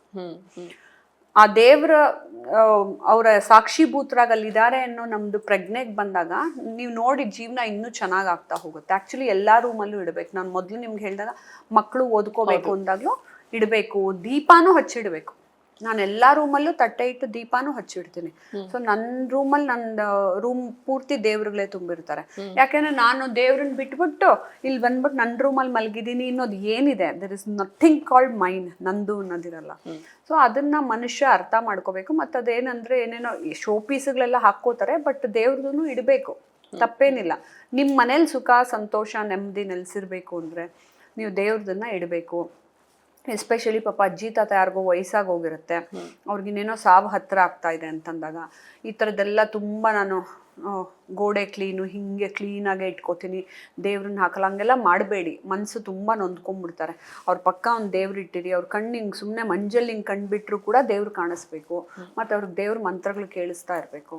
ಅದರಿಂದ ನಾವೇ ಬದಲಾಗ್ತಾ ಹೋಗ್ತೀವಿ ಅಂತ ಮನುಷ್ಯನ ಜೀವನ ಸರಿ ಹೋಗ್ತಾ ಹೋಗುತ್ತೆ. ಇಟ್ಕೋಬಹುದು ಎಲ್ರು. ಪೂಜಾ ವಿಧಾನದಿಂದ ಶುರು ಮಾಡಿ ನಾವು ದಿನನಿತ್ಯ ಹೇಗೆ ಏನು ಮಾಡಬೇಕು ಮಾಡಬಾರ್ದು ಅನ್ನುವಂಥ ಎಷ್ಟೊಂದು ವಿಚಾರಗಳನ್ನ ಎಷ್ಟು ಸೊಗಸಾಗಿ ಸಿಂಪಲ್ ಆಗಿ ಎಲ್ರಿಗೂ ಅರ್ಥ ಆಗೋ ಹಾಗೆ ತಿಳಿಸ್ಕೊಟ್ಟಿದ್ದಕ್ಕೆ, ಇಷ್ಟು ಸಮಯ ಕೊಟ್ಟಿದ್ದಕ್ಕೆ ನಿಮ್ಗೆ ತುಂಬಾ ಧನ್ಯವಾದಗಳು ma'am. Thank you Hamsaji, so nice of you. ನಾನು ಹೇಳಬೇಕು, ನಮ್ಮ ಟೈಟಲ್ ಸ್ಪಾನ್ಸರ್ ಸೈಕಲ್ ಅಗರಬತ್ತಿ ಕಡೆಯಿಂದ ತಮ್ಗೊಂದು ಸ್ಮಾಲ್ ಗಿಫ್ಟ್ ಇದೆ, ಪ್ಲೀಸ್ ತಗೊಳ್ಬೇಕು. ನಮ್ಮ ಮನಸ್ಸಲ್ಲಿದ್ದಂಥ ಸಾಕಷ್ಟು ಪ್ರಶ್ನೆಗಳಿಗೆ, ಗೊಂದಲಗಳಿಗೆ ಇವತ್ತಿನ ಎಪಿಸೋಡ್ ಅಲ್ಲಿ ಉತ್ತರ ಸಿಕ್ತು ಅಂತ ನಾನು ಭಾವಿಸ್ತೀನಿ. ಮುಂದಿನ ಸಂಚಿಕೆಯಲ್ಲಿ ಯಾರ ಸಂದರ್ಶನವನ್ನ ನಾನ್ ಮಾಡಬೇಕು, ಯಾವ ವಿಚಾರದ ಬಗ್ಗೆ ನಾವು ಮಾತಾಡಬೇಕು ಅಂತ ಕಾಮೆಂಟ್ಸ್ ಅಲ್ಲಿ ನನಗೆ ತಿಳಿಸಿ. ಹಾಗೆ ಹಂಸ ವಸಿಷ್ಠ ಯೂಟ್ಯೂಬ್ ಚಾನಲ್ಗೆ ಸಬ್ಸ್ಕ್ರೈಬ್ ಮಾಡ್ಕೊಳ್ಳಿ. ನಮಸ್ಕಾರ.